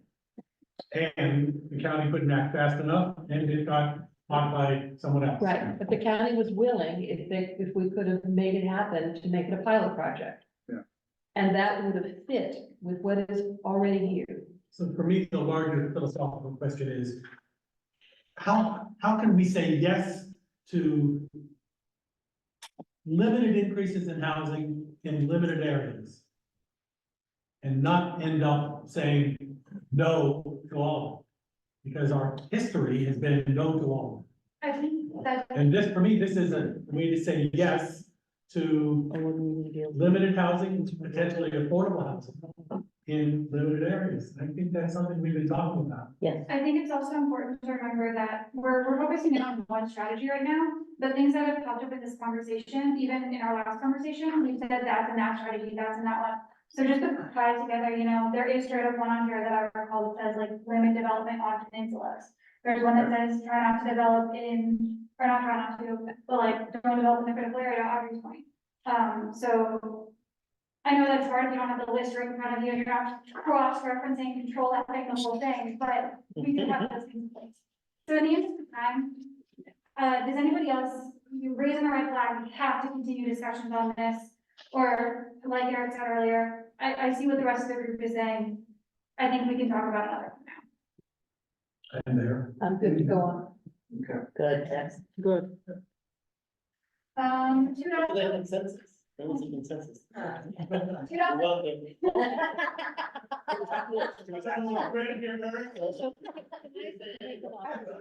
I think you have a couple others that have more reds than one or two. Given the time limitations, like it focus on the. So now we're gonna move over to the economy. And the economy, from my experience with the Plan 2040 community survey, this community survey that's put out, these always get the most mixed, right? When we have a strategy that says, let's protect farms, let's protect forests, 90% people agree. You say, put out a program to support funding for local businesses to survive, and you still get a 50-50, because you're gonna people say, well, why is government doing that anyway? Shouldn't private business go take care of itself? So when you look at the results of the public survey, the economy was pretty well mixed. So a couple things that we have here, this one is underneath the support agriculture, commercial fishing and marine trades. And it starts with, collaborate with community associations, private businesses and groups like 57. Chesapeake Crossroads Heritage Area, Visit Annapolis, and Arundel County, to develop and implement regional approaches to tourism, heritage, and recreation that promotes and markets the coastal area of southern Arundel County. And we included a couple extra quotes from some of the public feedback on this, because kind of reflects like, folks say, yep, this is a beautiful area, tourism's nice, but I don't want too many tourists. I know, BK, you've been talking about this a lot. Did you put a red dot up here? No. Or there's someone else who put a red dot? You wouldn't, because you've been supporting it. We need to put our names on Yeah. Does anybody, Not me. reading this, hearing this, you're immediately like, I don't know where this came from, I can't believe that we didn't have this on here. So everybody knows where it came from. Does anybody have something they want to add to or change about it? I want to add incentives, but that's a different issue. Well, let me just say, for me, as I read this, the philosophical, differences are more tourism and less tourism. Okay, that's what underlies this. And there are 3 or 4 people who say no more tourism, and 3 or 4 who say more tourism. So regardless of the specifics of this, the divergence that we've got to deal with is 2 different perspectives on tourism. Can tourism, and if I'm going to point to this stop, can tourism be expanded without a negative impact on the community? Yeah, I feel like at first we need like an impact study, and then we need to look at what, like, the infrastructure needs to be in place, I was red dot, but the infrastructure that we talked about needs to be in place before we go turning the faucet on. And I think there needs to be some type of study or something about what the effects are. Like, I'm not saying I'm anti-tourism, but like, at the same time, we don't need like what happened with the DC flight that happened, because a couple of articles came out saying that this is a great place to live, and then next thing you know, everybody's. So I'd make a distinction that I think builds on what you're saying, Audrey. I make an assumption in this that we are tasked with saying what we would like to see happen. And that the staff throughout the county will figure out how to make that happen, whether a study is needed, what approaches make the most sense. If we strategically say, we think that there's a balance for additional tourism in this part of the county to provide income, support the economy, create good jobs down here, then if we think that's a good idea, the kinds of how implementation will be figured out by planning and zoning and the other appropriate folks in the county. With the constraints that are already in the code. Correct. I mean, there are already huge constraints as to what you can do and what you can't do. So I don't see this getting out of control. Just adding some technicality to it, do you all use the concept ecotourism here? And is that what we're talking about? Yeah. This is agritourism. Agri. So do we need to be more specific when we're saying tourism, or? Yeah, I think Just it's more agri, comfortable. because we have all of the marine part of it, which is not agritourism. But it's ecotourism. Which is why eco would be more. You inclusive. should say agro, which is ecotourism. Yeah. So ecotourism brings in Yeah, agritourism. and then I'd say both. and then that cuts down some of the, like, no offense, but the bike ads that we were talking about, but then everybody was putting their bike down here, and that didn't really fit. Yeah, I think this is like way more important than, like, this issue is way more important to this county than I think anybody realizes. Right. Yeah. Like, Yeah. the What farmers- change did you make? the farmers are struggling. What did you say? What was that? The farmers are struggling, and most of the ones that are actually doing well are doing agritourism. Everybody else is struggling to make maybe even $5,000 a year, like based on the current ag standards. So there's a reason why kids are not getting into farming, and there's a reason why this is getting pushed to not be working. It's because you can't make money with it, and the only one that are really agriculture control. So I might add, if you're gonna put an agro, eco, might put it in maritime. Yeah. Did you put it there? I think that we're looking at eco as. Would as eco part of- cover all of them? I think it's, no, I think right now we're teetering that line of words. Well, I don't think so. I think what we're saying is we want the concept, No, and I. however you put it in. Exactly, so I think what we can do is staff will go back, hammer out some details, see what words can fit what we've heard just now. But Hamilton's point, that it needs to be agricultural, maritime. It, How about, We have, I will just want to make a point, if I could. We do have a tourism industry, and we do benefit in Maryland and the county as well as Region 9, correct? Correct. Yes. So we need to do it well. That's all. correct. Yes. That's all. so, Do it well. Yeah, I mean, I sit on the board for the state tourism development, and then it drives so much more than just, like, it keeps communities together, because you're not bringing in residents, you're bringing in just money. So while the traffic might be an issue, at the end of the day, if you look at the state of North Carolina, agritourism and maritime tourism saved the economy of North Carolina, and it kept it rural. And that's like the huge difference, and like this county is like notoriously one of the worst to work in for those two. There's a reason why we don't have like on-farm breweries just popping up like crazy, because it's so difficult here, and all that money's getting pushed outside. How do you consider charter boats, even a bar on a creek? I mean, on the weekend, it's full out of town people. I mean, do you? They come and spend money. They And then come, they yeah, leave. but is it ecotourism? Because they're soaking up the environment? I think that's what Or, having in front of you, if we had done this on Zoom, we could have had it up big, but we're focusing so much on that word tourism, but the strategy goes on beyond that. It says regional approach to tourism, heritage, and recreation. So heritage, that would include our maritime, that would include our charter boats. well, recreation, you have marinas dedicated to people recreating. I mean, you have kayaks going up and down all the tributaries of West River and Bay. I mean, those think people are- I think we're getting tied up into different types of tourism. They're tourists. So So, for sanity's sake, we'll call it tourism now, but understand, and maybe break it out somewhere else to call it, you know, different styles of tourism, or, you know, What we've Because been talking about. yeah, what we're talking about, because I think we're getting wrapped around the line on different types. Or a of problem. tourism. This next thing, a couple dots was also about missing middle village centers. Again, there's sometimes some repetition. We're releasing these at different times, make sure that they get covered. There's some dots up here. This was just the definition actually from Plan 2040. There's that the village centers in Region 9 include, you know, Maryland, Edgewater, Main Street, and Deal. Churchton at the Crossroads, Muddy Creek and Deal Churchton Road, and then Deal by Rockwood Creek. What is With that? the dots on there, just, so doesn't want, those things, there should be. What village strategy centers. is that? We can't read it. It's not a strategy. Somebody's I think just it said it against was village a centers. definition. Yeah. It was just a definition.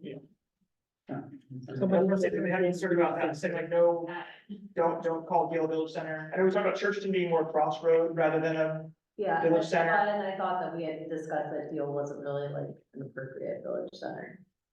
Oh, I had just the opposite. I did too. Yes. These were specifically asked for and put in by the 2040 representative, so. All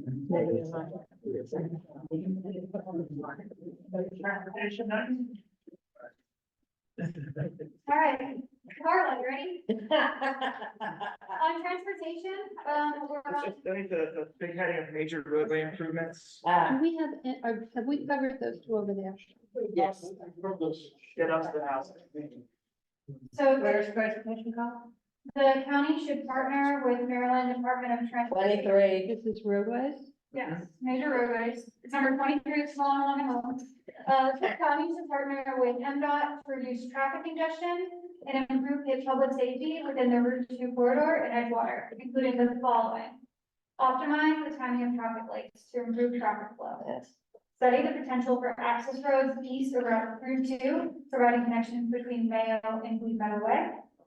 Study the potential for walking and biking infrastructure improvements, such as separated multi-use paths, and provide connections between parking lots of adjacent businesses through voluntary agreements or requirements as part of the development review process. I have a red sticky. Yeah. So I put my sticky right near the one about the Mayo Road and Green Meadow Way. Yeah. Those map directions don't make sense, and I'm not sure what the goal is. In the transportation, meeting, we had a map of kind of Route 2, and they said that in the small area plan recommended connections on either side, to be able to go to business without getting back on Route 2. Right. Some that have been done on the west side, Right. but not really on the east side. Right, but So- what's proposed here, this, between Mayo Road and Green Meadow Way, doesn't make sense. Okay. And there is a way to get from 2 to Mayo, going Dental and then going to River Oaks neighborhood. So I'm not sure what this is the meaning, so we can take this offline and discuss it. Yeah, maybe you can sit down with the map and you can tell me where it needs to be. Great, thank you. Alright, and the other red dot, did you have an idea about why it had to be? The next dot is next to the walking and biking infrastructure improvements. I Not think me. the other one you may have a problem with is telling business owners they gotta share their parking lots. Yeah, that's why it says voluntary agreements. We talked about in the transportation meeting that there's a ability to talk to them voluntarily, they're great. And then we have some provisions in our development review process. Those could be strengthened to say, you've got to do this because it's become such a problem for I mean, but some of those the private parcels of land they own. Yeah. Right, but It's they're when they come, businesses, when they come in for development, right, there's gonna be a lot of requirements, things they have to do when they come in for development permit. One of those could be. You mean this is all for new development? Or redevelopment. Yeah, so they wanna take that old store, redevelop it. You can't do it Could after. they strengthen the code provisions to say, you know, I have to have a curb cut so I can get from your parking lot to Jason's parking lot? Right. Currently, the code is too weak and we can't require that. You could strengthen it and make that. When they come into the permit, and ask for any permission, there's a whole set of requirements on, it doesn't stop their day-to-day operation. But it'd be when they come in for a permit to do something. It would keep a lot of cars from getting on the road to get off the road, to get on the road to go to the next store. Read this, I thought we agreed this about a month or two ago. We did. Okay. It's good discussion. Okay, the next one down here that has 2 dots is improve coordination among state and county agencies in responding to vehicle collisions on state roads to Oh, direct yeah. drivers to alternative routes to reduce backups, discussion. 28. 28. Good luck with that. That's life on a peninsula. I mean. Well, I talked to our State versus the county. you guys have brought this up, this issue, like, you get into an accident, everything bottlenecks up, and boy, could there be like somebody standing there saying, hey, you gotta go this way and to some better direction. So I've been talking to the police department, or trying to the police department, the right person, talking to our public works, and office of transportation, emergency management to figure out. There is a protocol, like when that happens, there's a chain of command and there's something that's supposed to happen. But it, I don't know exactly what that is yet, but this Yeah, is saying, hey, they don't know county, what it is. county, figure that out, make it more effective. That's it, I read it that. I read I read it, no, Yeah. I meant to, because of the viability. I understand that we wanting that, but I just, I don't know. Roger, we, I I'm don't still see it. objecting to this, you think this is not something we should have? I'm saying it probably is something we should have, but it's so general and it's so, I just don't see it being viable. That's my part of it. It's just not gonna happen. Roger, Roger, where do you live? Tracy's Landing. I live in Central County for 40 years. So you can avoid Muddy Creek, Yeah, because I will I say, can, because those of us who can't, desperately need although this. Muddy Creek is a primary I know. road for me as well. Well, so, I don't not you know, feeling up But so whether it's feasible or doable, I don't think is our yeah. mandate. My mandate is, what does the community need to thrive? And Yes. I will say the other Okay, day. that's it. I'm not being hard no on it. Right. I'm just saying, I tend to be realistic Yeah. Yeah. but- and look at things. We've got a lot going on. We don't have. And some of these things, if they're not viable, I don't care for them. That's all. I will say the other day, I'm coming down the creek, I'm supposed to go here for a baby shower, running late as I usually am, and there's that terrible fatality. And the whole road, and I'm like, oh No. my gosh, I'm never gonna get there. And like, don't know what the accident is, just never gonna get to this baby shower. And then there was actually a cop directing people around on Old Muddy Creek Road, which I did not even know you could do that. And slowly I make my way around and I am able to attend my baby shower, which was nice because usually when that kind of stuff has tended to happen before, it's like you're stuck there and no dice. I love hearing that because I have lived in Maryland for many, many, many years. And I never see a police officer on scene directing or giving me any sort of anything. I am from a different part of the world.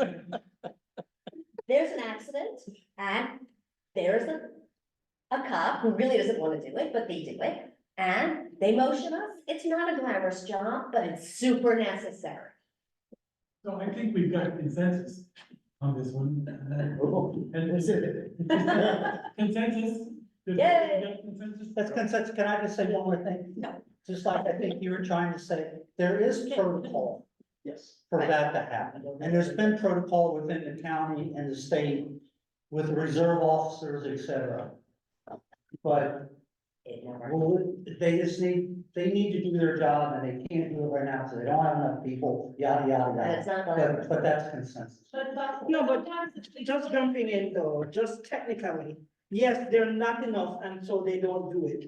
But you can put other people in place to do it. Right. This is a really low level food that can be fixed really easily by just assigning people to direct traffic. I think there they had one officer where the path, when it gets gridlocked, then they have to go 20 police officers because then they have to block off every intersection and they have 20 more accidents. This is a low level food, that's consensus. Okay, are we moving on? Yes. Yep, we're still on transportation, Okay. we're now on blocking and biking.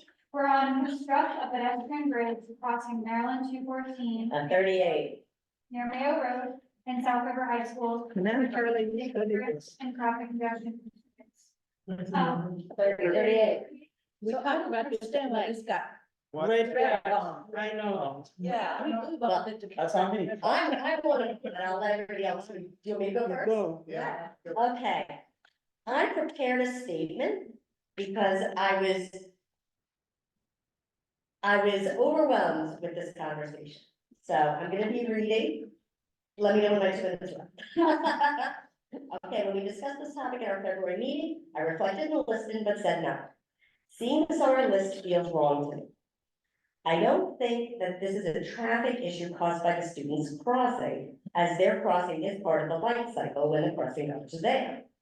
It's the drivers exceeding the 45 miles per hour posted speed limit in both directions on 214, and wildly exceeding the 35 mile per hour school zone limit when the lights are flashing. It's drivers turning left on a red light onto 214 East from Mayo Road. It's drivers leaving the school campus without signaling and in the wrong lane. I live near this intersection and I've seen the strangest driving behavior there, and I'm from New York City.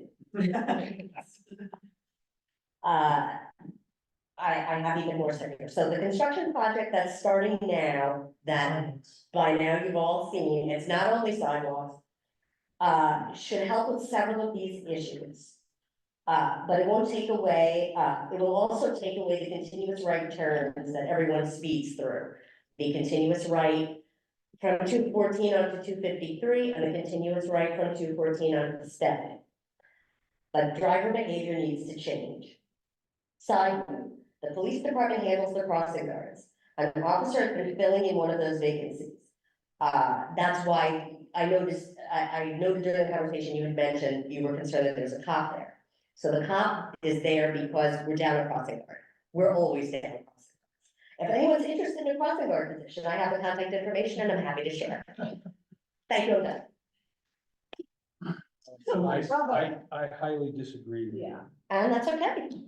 Mainly going partly to what his comment would be, is you're not gonna change drivers the way they drive, for one.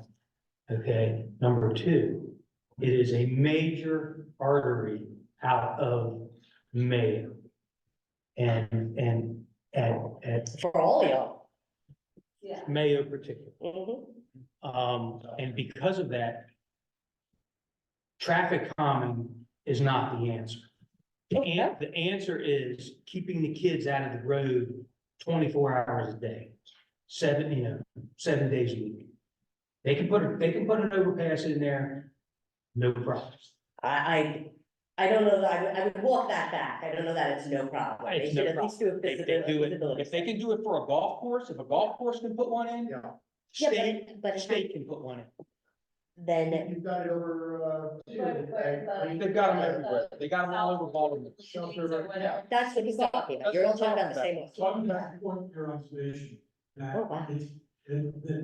that driver behavior is a huge problem there. But kid behavior, particularly after the crossing guards are moving. As the sports teams leave at 5 and 6 and 7 and 8 in the dark, because they're practicing in the meetings. And I just think that increases the risk. And so for me, I don't see a downside. It's this, other than spending the money, and frankly, this is the kid safety. In order to move me from the stop, no, angry face to the I can live with it, can we make it, instead of construct the bridge, do a feasibility study on constructing the bridge and start there? I wouldn't even start there. Well, I think that's the first step of any kind of construction, road construction project, is always that feasibility. I like to say one thing, I think one, to help with this compromising, maybe there could potentially be other alternatives than a bridge. I'm not saying I agree one way or the other. But a tunnel never.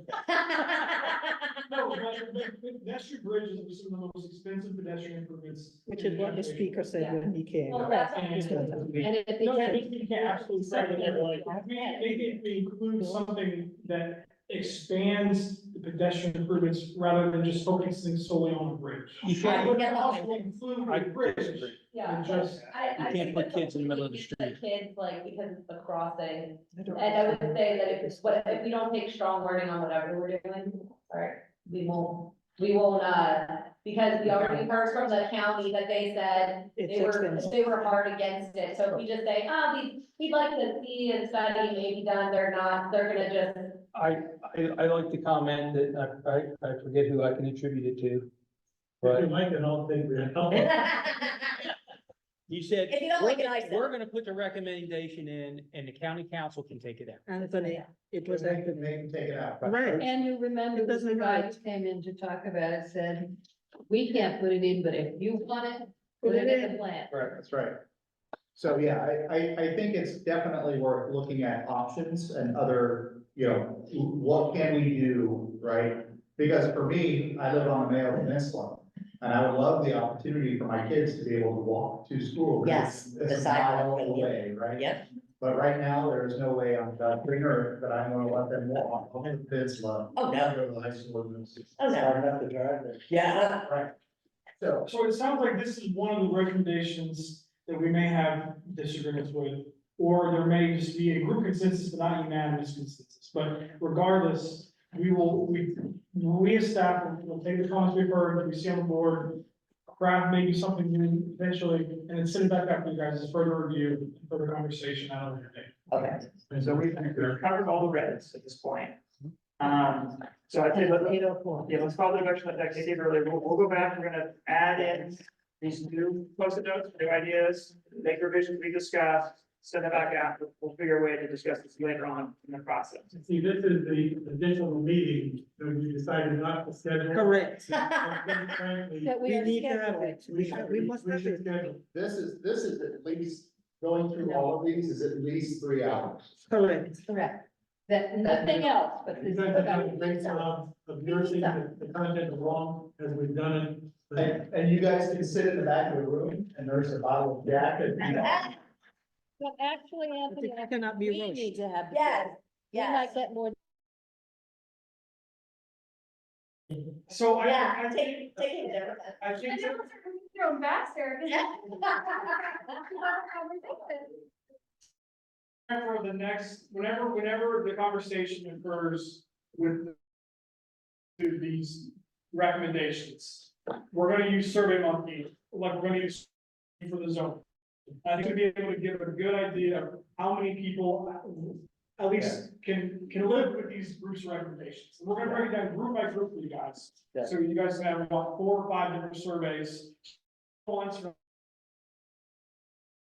we can break it down for you, we can come up to a group, and that's just hypothetically say, everybody could at least live with transportation recommendations. We'll present it to you guys, show you how you guys voted, and if you all can agree with it, and since you all agree with it prior to the meeting, maybe we can just vote on it as a group, and then even discuss it, because you've already had the opportunity to discuss it through Survey Monkey. Sounds I good. think that's a great idea, breaking it into chunks. Yeah. Survey one, because at that point we can, if we feel like we need to take away or add, we can put in that verbiage. We can vote on, what we. And that way we can cut out everything we don't need to argue about, and that will leave us, the coded pieces to sit and chew on. That's true. With Survey Monkey, do we get everybody to input or just you get on? You won't see it immediately, but we will, if you guys would like, if you guys are comfortable sharing with each other, we can absolutely send out any comments and how it broke down. I think that was. Sorry, just for clarification, Survey Monkey to this group. Yeah, yeah, and just gotta, thank you for reminding me. Any Survey Monkey we send to you guys is just for you, 14 people. Okay. The public will, either has or will have an opportunity to comment, just like each of you. But again, these meetings are not for the public, they're for you guys. Public can attend, public can have public comment. These are SAC work group meetings. And again, you have your opportunity, this is your opportunity. So that is very important to, keep that in mind when you're doing this survey. On the Survey Monkey, this is the first time I've ever experienced that venue with, I would think an improvement to it would be, once you have made your comment, it evaporates and you can't access it again. At least was you ought to be able, because after I read the comments, I was thinking, I need to go back and read that, and I couldn't, and I was pissed. So there's this wonderful feature that I have access to everyone's. On them, so you did it, and so if you want it, all you gotta do is email me and say, Jess, can I get a copy of my answers? And So I wanted a copy of the mission statements, Yeah. and they were gone. And I couldn't get them until yesterday, or today. So what we can do, okay, so when it comes to the draft strategies, so the next 2 survey months we're gonna be doing are this draft strategies broken into sections and zoning applications broken down by communities. And what we're gonna do for both is you guys already have all the draft strategies, and when we revise everything, we'll send you a big revised list of 1 through whatever number, right? So you'll have this. With numbers. So you'll have this PDF copy of everything, so you go back and see exactly. And for zoning, we're gonna put everything on the drive. So if you wanna see, John Doe's application, you click it, you always have access. So, Those people. we're gonna do that for in April, we're gonna meet to discuss about the zone. So everything will be on the drive, and I'll send you out information about. And so So, we'll be able to look at. Do you want a water bottle? anybody who applied?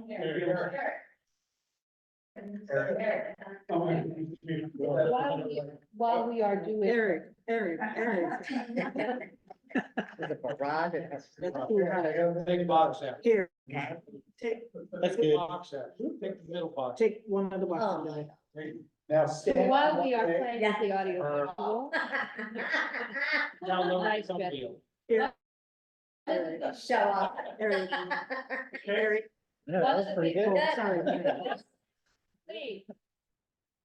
It's fun, but we have a lot to do. One of the things we have talked about is another meeting. And we have that discussion while this is being teed up, so that we don't lose time. So, yeah, we're talking about having a longer meeting on a Saturday morning. I know it's a Saturday, and it's, people have all the weekends, and I do. We've done a Saturday meeting with other groups, and it was very productive, very efficient, only good things that came out. So if you guys as a group are open to having a Saturday meeting, we think that could really help keep us on schedule and keep us on our time frame for Region 9. Yeah. So there were two dates that came to mind, April 13th and April 20th. Those are both Saturdays. Likely the time frame would be about 9 in the morning till about 1 or 2 in the afternoon, give or take. Just to hammer out all the details and hammer out the big chunks of zoning recommendations or whatever may have to be left. So if we don't necessarily need an answer right now, I can send some stuff via email. Was that? You did now. So if you guys can agree to the meeting on April 20th. April 20th. But would that be in addition to our regular meeting? Yeah, so Yes. we're gonna meet April 4th for sure. And then April 20th, if proposed, April 20th. I can do either one. 20th. Consensus. Sounds like a. But everybody here, this is everybody McCaffrey. Can everybody here make April 20th? I have a Can question. anybody Why, not? why a weekend and not just another weekday? Just because we can go longer and, because most of. You're correct. Yeah, exactly. Is there anybody who cannot make the 20th? I'm sure. I'm on. Isn't that the week before Easter? No, Easter's. Easter's not. Oh, that's March. You don't want to do the 13th, because that's why we. Answer is, I don't know. Okay. Saturday. That's what I.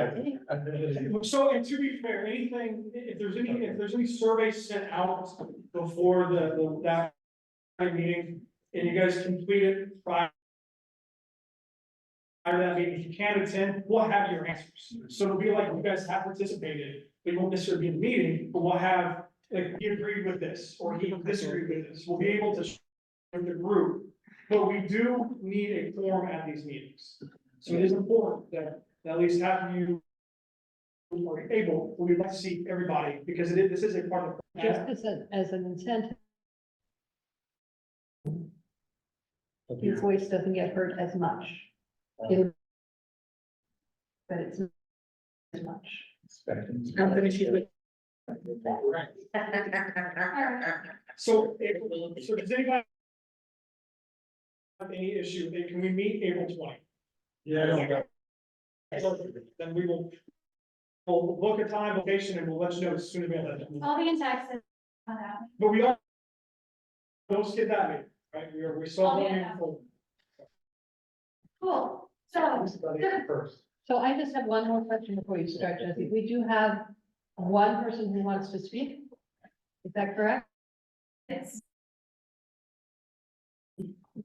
Can we do that now Yeah. so that we get it out of the way? So. That if we need to run over, we don't make somebody wait for us while we continue. So is there anyone in person who'd like to provide public comment? Mike, you have 2 minutes. Yes. Thank you very much for this opportunity. Mike Shea, from Responsible Development Organization, over 29 years, to save 1,000 acres on this peninsula, which includes 500 acres. Point that. At the circle there, where Safeway wanted to put their largest size store, it had 50,000 square feet of parking. So we've been working these issues for this long. like to share is this importance of what you're doing. This is the 2001 small area plan. It's because of people like Bill Serbo, who sat on this plan and helped write this document, that we were able to say the Deal Park next to the library.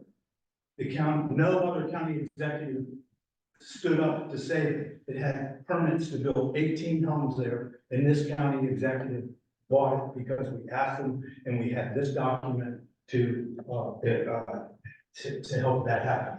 What I would like to share with you today is this county executive built the first modern community center in Anne Arundel County. Prince George's County has 56 community centers. Communities are built around community centers. Our Department of Aging does a great job. They basically run a community center for senior citizens. You should visit the Dead Park Community Center and see what they do there and programs. This document on page 100 said we should have a community center. Don't forget it. It's not, community centers are not for this. Thank you. Thanks, Mike. Anybody else in the room or online want to provide public comment? If you're online, actually, we have 0 attendees. So. Can't imagine why.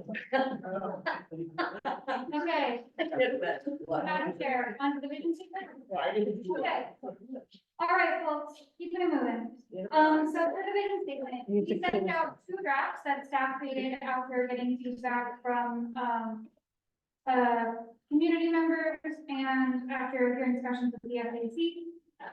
So this is option 1. You may have already read it. This is option 2. You may have already read this one as well. The reason I'm reading through these will be evident in a second. So, we set these out for you guys to review. Here's the breakdown of how people voted. So, the most important thing that we got out of this is that, somebody from the SAC provided their, version. And so we wanted to talk about that one because, hearing your voices is why we sit here for 3 hours. So. It's not the pizza? It could be. It's up here. I'm not gonna make everybody listen to me say it. Please don't. And this was sent out to you guys earlier in the week. This is the third. This is the third, you guys have not voted on the I first. saw that this, I saw this. It's new, it's SAC recommended. It's who recommended? Well, members of the SAC sent it in, because they wanted to see it on, they sent it in. Oh, I thought this was like a reworked version of number 2 because you look like everybody had voted for some version of number 2. Yeah, to give a little more information, read- number 2, option 2 was the quote unquote winner, but there was a total of 8 in favor of option 2, but literally it was 4 that was, let's do it, and then 4, I want to talk about. So that in combination with what we received from an SAC member, we wanted to bring this up to you guys and see if there was a stronger, feeling for this one over in the previous options. So my observation is the rewrite is really good, and I'm quite fine with it. And I would encourage us not to wordsmith it. And unless people have violent objection, I think we should say yes. And thank you. Can you make it so we can read it? Yeah, sorry, I got it here. Got it or no? Madam Teacher. No, don't. There.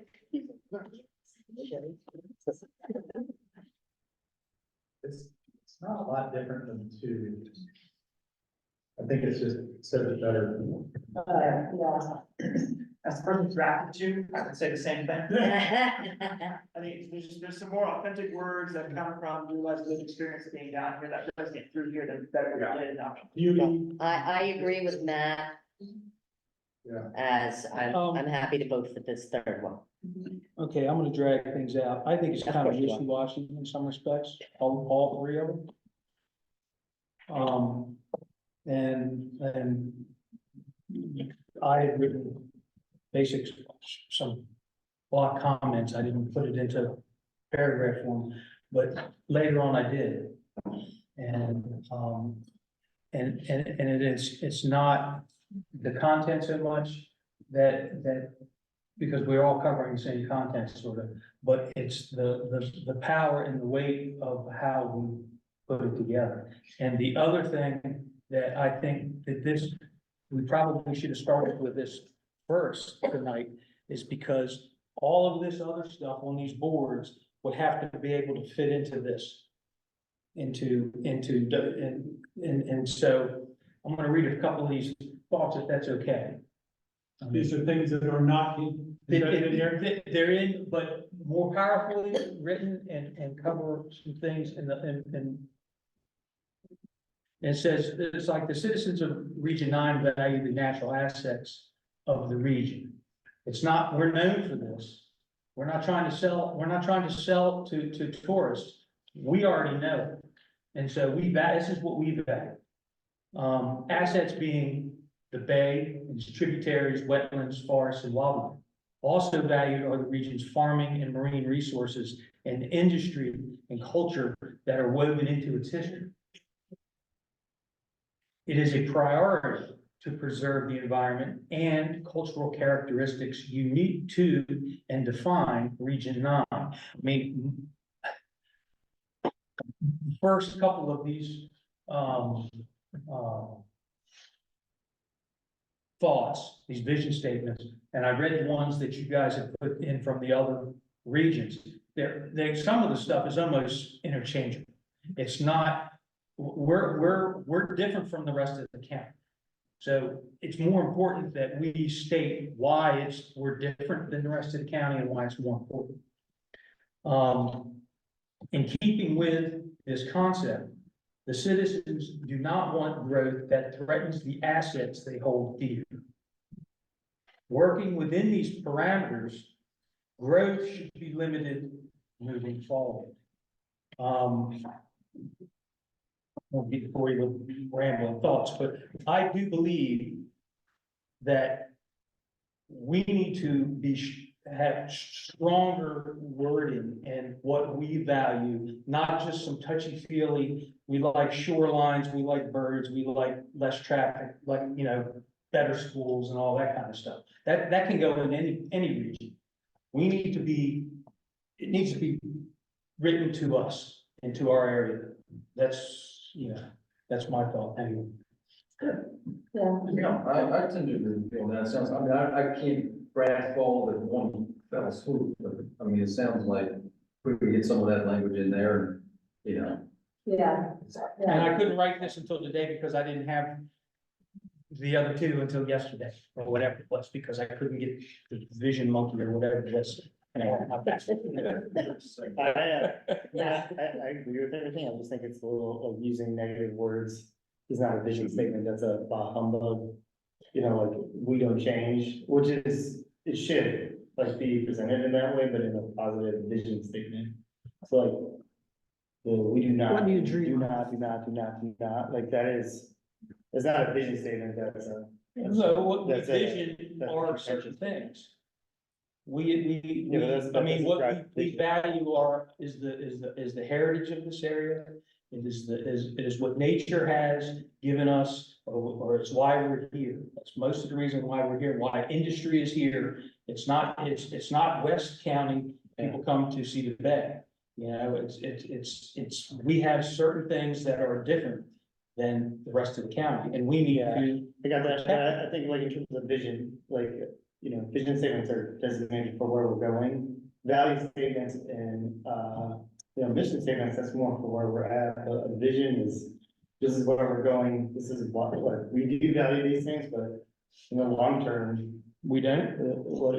It does, but. He's not that's a different statement. It's a value proposition statement. A lot of what you have here is he's not saying it's wrong or right. The vision, there's no need to say what we don't want in our vision. It's where do we want to go? Where do we want to see ourselves? Yeah, How do we want to define ourselves in the future? Not what we don't want. yeah. And saying like where we're at and what we value, that's totally, like, that's a good thing to do. But in a vision statement, this is projection.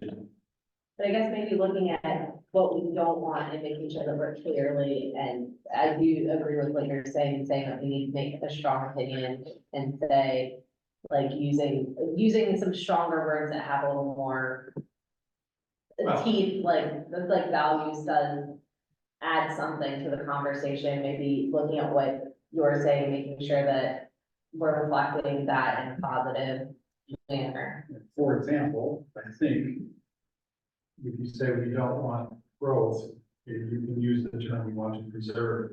Well, I mean, these were rambling thoughts. One thing is, keeping with the concept, And I think like overall, this isn't a vision statement either, in reality. It should say Region 9 will be the, and like, I used to. It's an introduction statement. Yeah. So I think like we were just kind of given the wrong seed, and that's why this is a little bit confusing right now, because this is what I used to do for a living before we became a farm, what I used to do. Like leadership consulting, right? Like vision statements are 20 years, 30 years down the line. What does this look like? Will be, should be, will be, or is going to be, or is it going to be the leader? Like that's all the vision statement. A mission statement is, this is what I do right now. This is where my core is, and then values. So we should we say it's rural heritage, will make it which has been preserved, will make it a leader in maritime trades, agriculture, expanded tourism, Yeah, I mean, and lead to. for me, I would like, right, as a Region 9 will be known as like the most beautiful place in preservation of shoreline, agriculture, that type of thing. But that's, that's just like, I don't know, 2 cents. Yeah, a lot of other things is written as you've achieved it, so it has done that, so that's kind of, that's what the verb tense is happening, it's not it will, it's that, Yeah. the way it's framed is. Have done it. Yeah. So part of it is a philosophical difference, because some vision statements are written to describe what you've achieved. This is where we are, Yeah, and some are written, this is where we are headed. So it's a matter of how you pursue it. I am still hearing across the different statements, as we're disagreeing with each other, we're still agreeing with the same elements. Yeah. yeah. The right concepts are in here. I think the question is, Just trying to figure out the correct verb or the correct Formatting and. adjectives. I think words. But may I suggest we just think through big concepts that we want included? So I'm sorry, I didn't get into it because I also don't think this is a vision statement. Vision statement should be short. And you should be able to say it at any point without having to read it from a paper. You're high. So this is way too long for a vision None of the statement, ones in the county are done. but that doesn't make it right. That's correct. Once in the rest of you can independent all of this, with any of them, they all said the same To thing. some extent. Good schools, safe roads, You don't I think want the that? center of what Bill was saying here, has to do with what is our perspective on growth? And the impact. No, not necessarily. I'm not, I had one sentence that said something Yeah. poo-pooing growth, but the things that we hold deep. Things that we hold dear. I hold these truths, somebody else said that. Would it be like sources that would it be like too crazy to do a value statement and a vision statement? Well, I Well, also. he's describing the value It's statement. a value But proposition. I agree with what, I think we do need some, it wouldn't hurt to have some stronger words, because we are dealing with a very like. We have a different part of the county than a lot of other areas, except for that to the side. And as we look at, but I mean, as Mr. Shea said, when in 15 years, when something happens that goes directly against the plans that we put in place, if we have the passionate statement that he can point to and say, and maybe none of us are even around here anymore, but say that this was, With that thought in mind, yes. and, we've been implementing things like 40 now for 3 years, going on 4. When we go back and say, was it done? It's, did you do the strategy? Did you change the zoning that allowed that? Vision statement of plan for 40, I don't hear it get referenced as this doesn't fit the vision. I hear the debates when Arundel Rivers Federation or someone comments on a project, hey, it doesn't align with this policy or this strategy. So for me, the vision statement is our opportunity to, I'm gonna say the C word, to find consensus around what we agree on. And for me, the third sentence, I think, Bill, a lot of what you're looking for is in the third sentence. Conservation and preservation of the natural environment are prioritized. Yes. And the emphasis is on smart growth. Smart growth is a concept that's 25 years old at this point, and it's a worn out concept as far as I'm concerned. Okay, managed growth. Managed growth. You can poorly manage growth. Well, But, no, I mean, you're both right? Well, hold The on, concept of the smart rest of growth. the sentence is important, with redevelopment valued over new development. I would include those two. And put a little G on growth some kind of way, because we've already heard from the so-called experts that to grow in our area, we're gonna have to change somebody's gonna have to change some zoning, somebody's gonna have to make new land, somebody's gonna have to do something, because we're out of, as regulations are written today. Yeah. So I don't know if we want to use the term growth, That's because we can't grow. No, I in disagree. that aspect. No, you can't say can't, we don't want growth. We do not want. What about appropriate? What about if we just take out, Progress. say, about smart growth, and just say, Value. we're prioritizing the environment with redevelopment value over redevelopment. Let me just say another sentence about this, and that is, you're right that we don't want any more greenfield development. We don't want to cut down any more trees, we don't want to fill in any more swamps, we don't want to build in any more wet areas. But what we want to do is we want to find the empty vacant buildings and repurpose them for. Well, that's what we have. That's what I'm saying. That is growth. Yeah. That is also, that is growth. Right, Yeah. I just thought I heard people saying that, we need to build more houses, and I think the housing belongs in places where there's already development. So we are at time, and I want, so since there's a lot of ideas and a lot of conversations on these vision statements or non-vision statements, whatever you want to call them. You have copies of all three, right? You have copies of all three. Now we have a fourth. And then a fourth. What I'm gonna challenge you all, since you guys have ideas that aren't fully replicated in these, submit your ideas to us. And Right. Can you send us that edit? We'll send that, and then we'll send another thing too. It was just pointed out to me, we looked at this before, but we didn't bring it up on the screen, was, the vision statement from the deal, JD side, tolerated lands. Is a lot like what you guys are saying now, the language is a little more emphatic. It's touching on the same thing you're touching on. I want to let you know that we had about a meeting and a half to come up with that little bit of words. Okay? One thing I'm keeping in mind are the vision statements are designed. And it's not that much different from this. Right, It does have more weight to it. Vision statements are designed to be broad, so you can fit your ideas, your specific ideas into that vision, right? So we're not hitting every recommendation in the vision statement, but we're gonna hit the right. general concepts of the That's what I thought. recommendations into the vision statement. Do you want me to read it? Yes, Right now? Okay. So, vision. Our recommendations are intended to protect and enhance the livability and diversity of our residential communities, the integrity and character of our villages and farms, and the small-scale hometown nature of our local businesses. We recognize that our planning area's history and maritime economy are inextricably linked to a healthy Chesapeake Bay ecosystem. The preservation and restoration of wetlands, wildlife habitat, water quality, and all natural resources are of primary importance. We agree that residents of our planning area have a valid expectation of roads and public facilities fully adequate to the needs of their communities, and schools equal to those of any part of the county. We believe that the ultimate measure of the success of this planning effort will be the conservation for future generations of the unique geographical, cultural, and historical heritage of the peninsula area, which includes, and then describes the geography. So do all that over, think about it. Send that to us, Mike. That's That is the version. It's like half zoning, but also future tense and everything. Well, But if you guys have issues, ideas, suggestions about anything we talked about this night, I'm gonna challenge you to send us your version, right? Because it's great to have, I don't have a problem.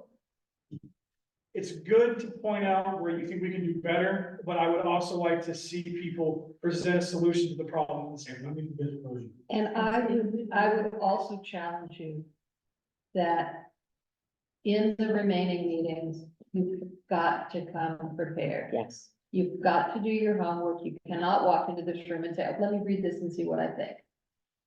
You need to know when you walk in how you feel about the stuff that we're going to talk about. You can respond to it, you can change your mind.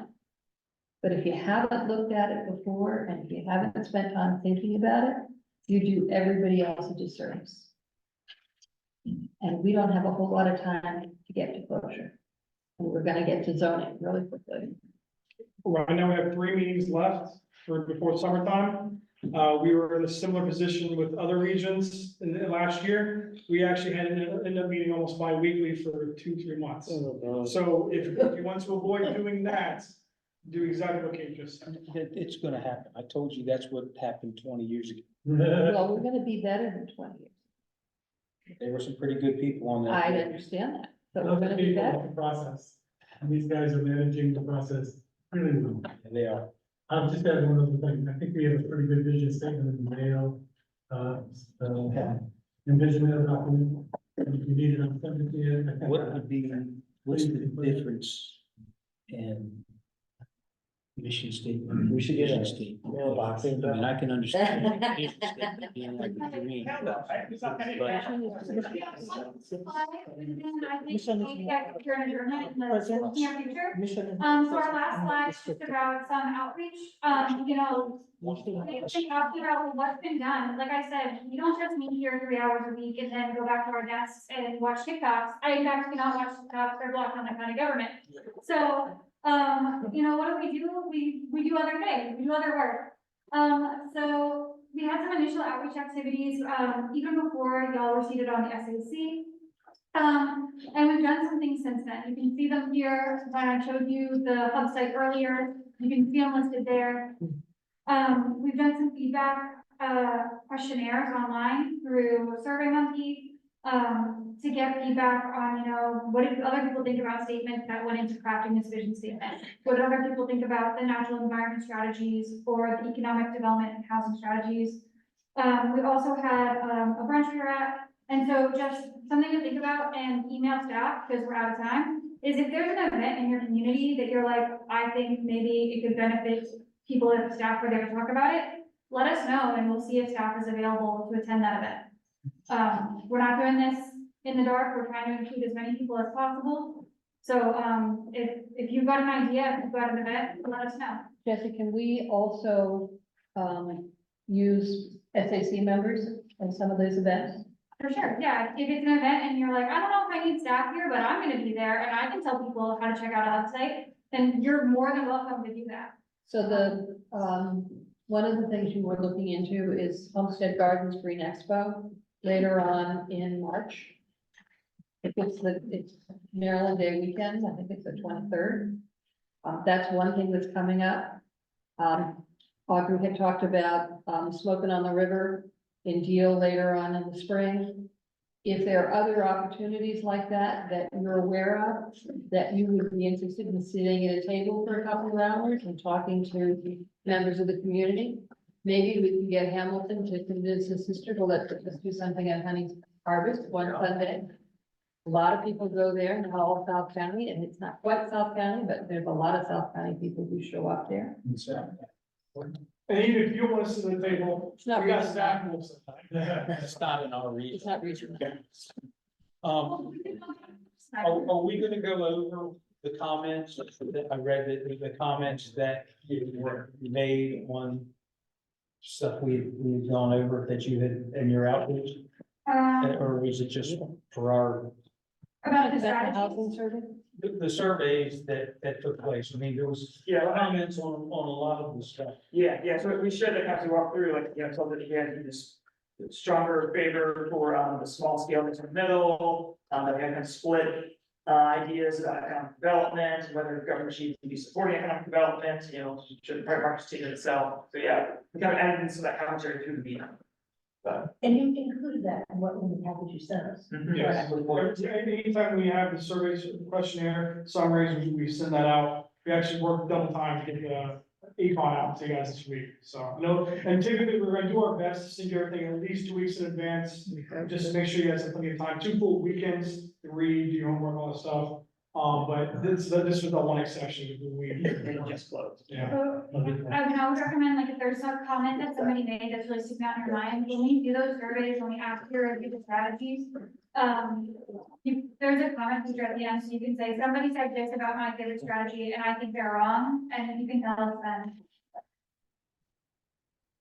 I would like to nominate Michael for the AP award, having a spare projector and all of the wrangling to get the visual. I think there's a reward there. I second. with that. Thank you. Is there any other business that somebody dares to bring up at this hour? Yeah. Bring it up at your own. Hearing none, may I have a motion to adjourn? Second. All in favor? We are done. One minute meeting. April 4th, next meeting. Where? I think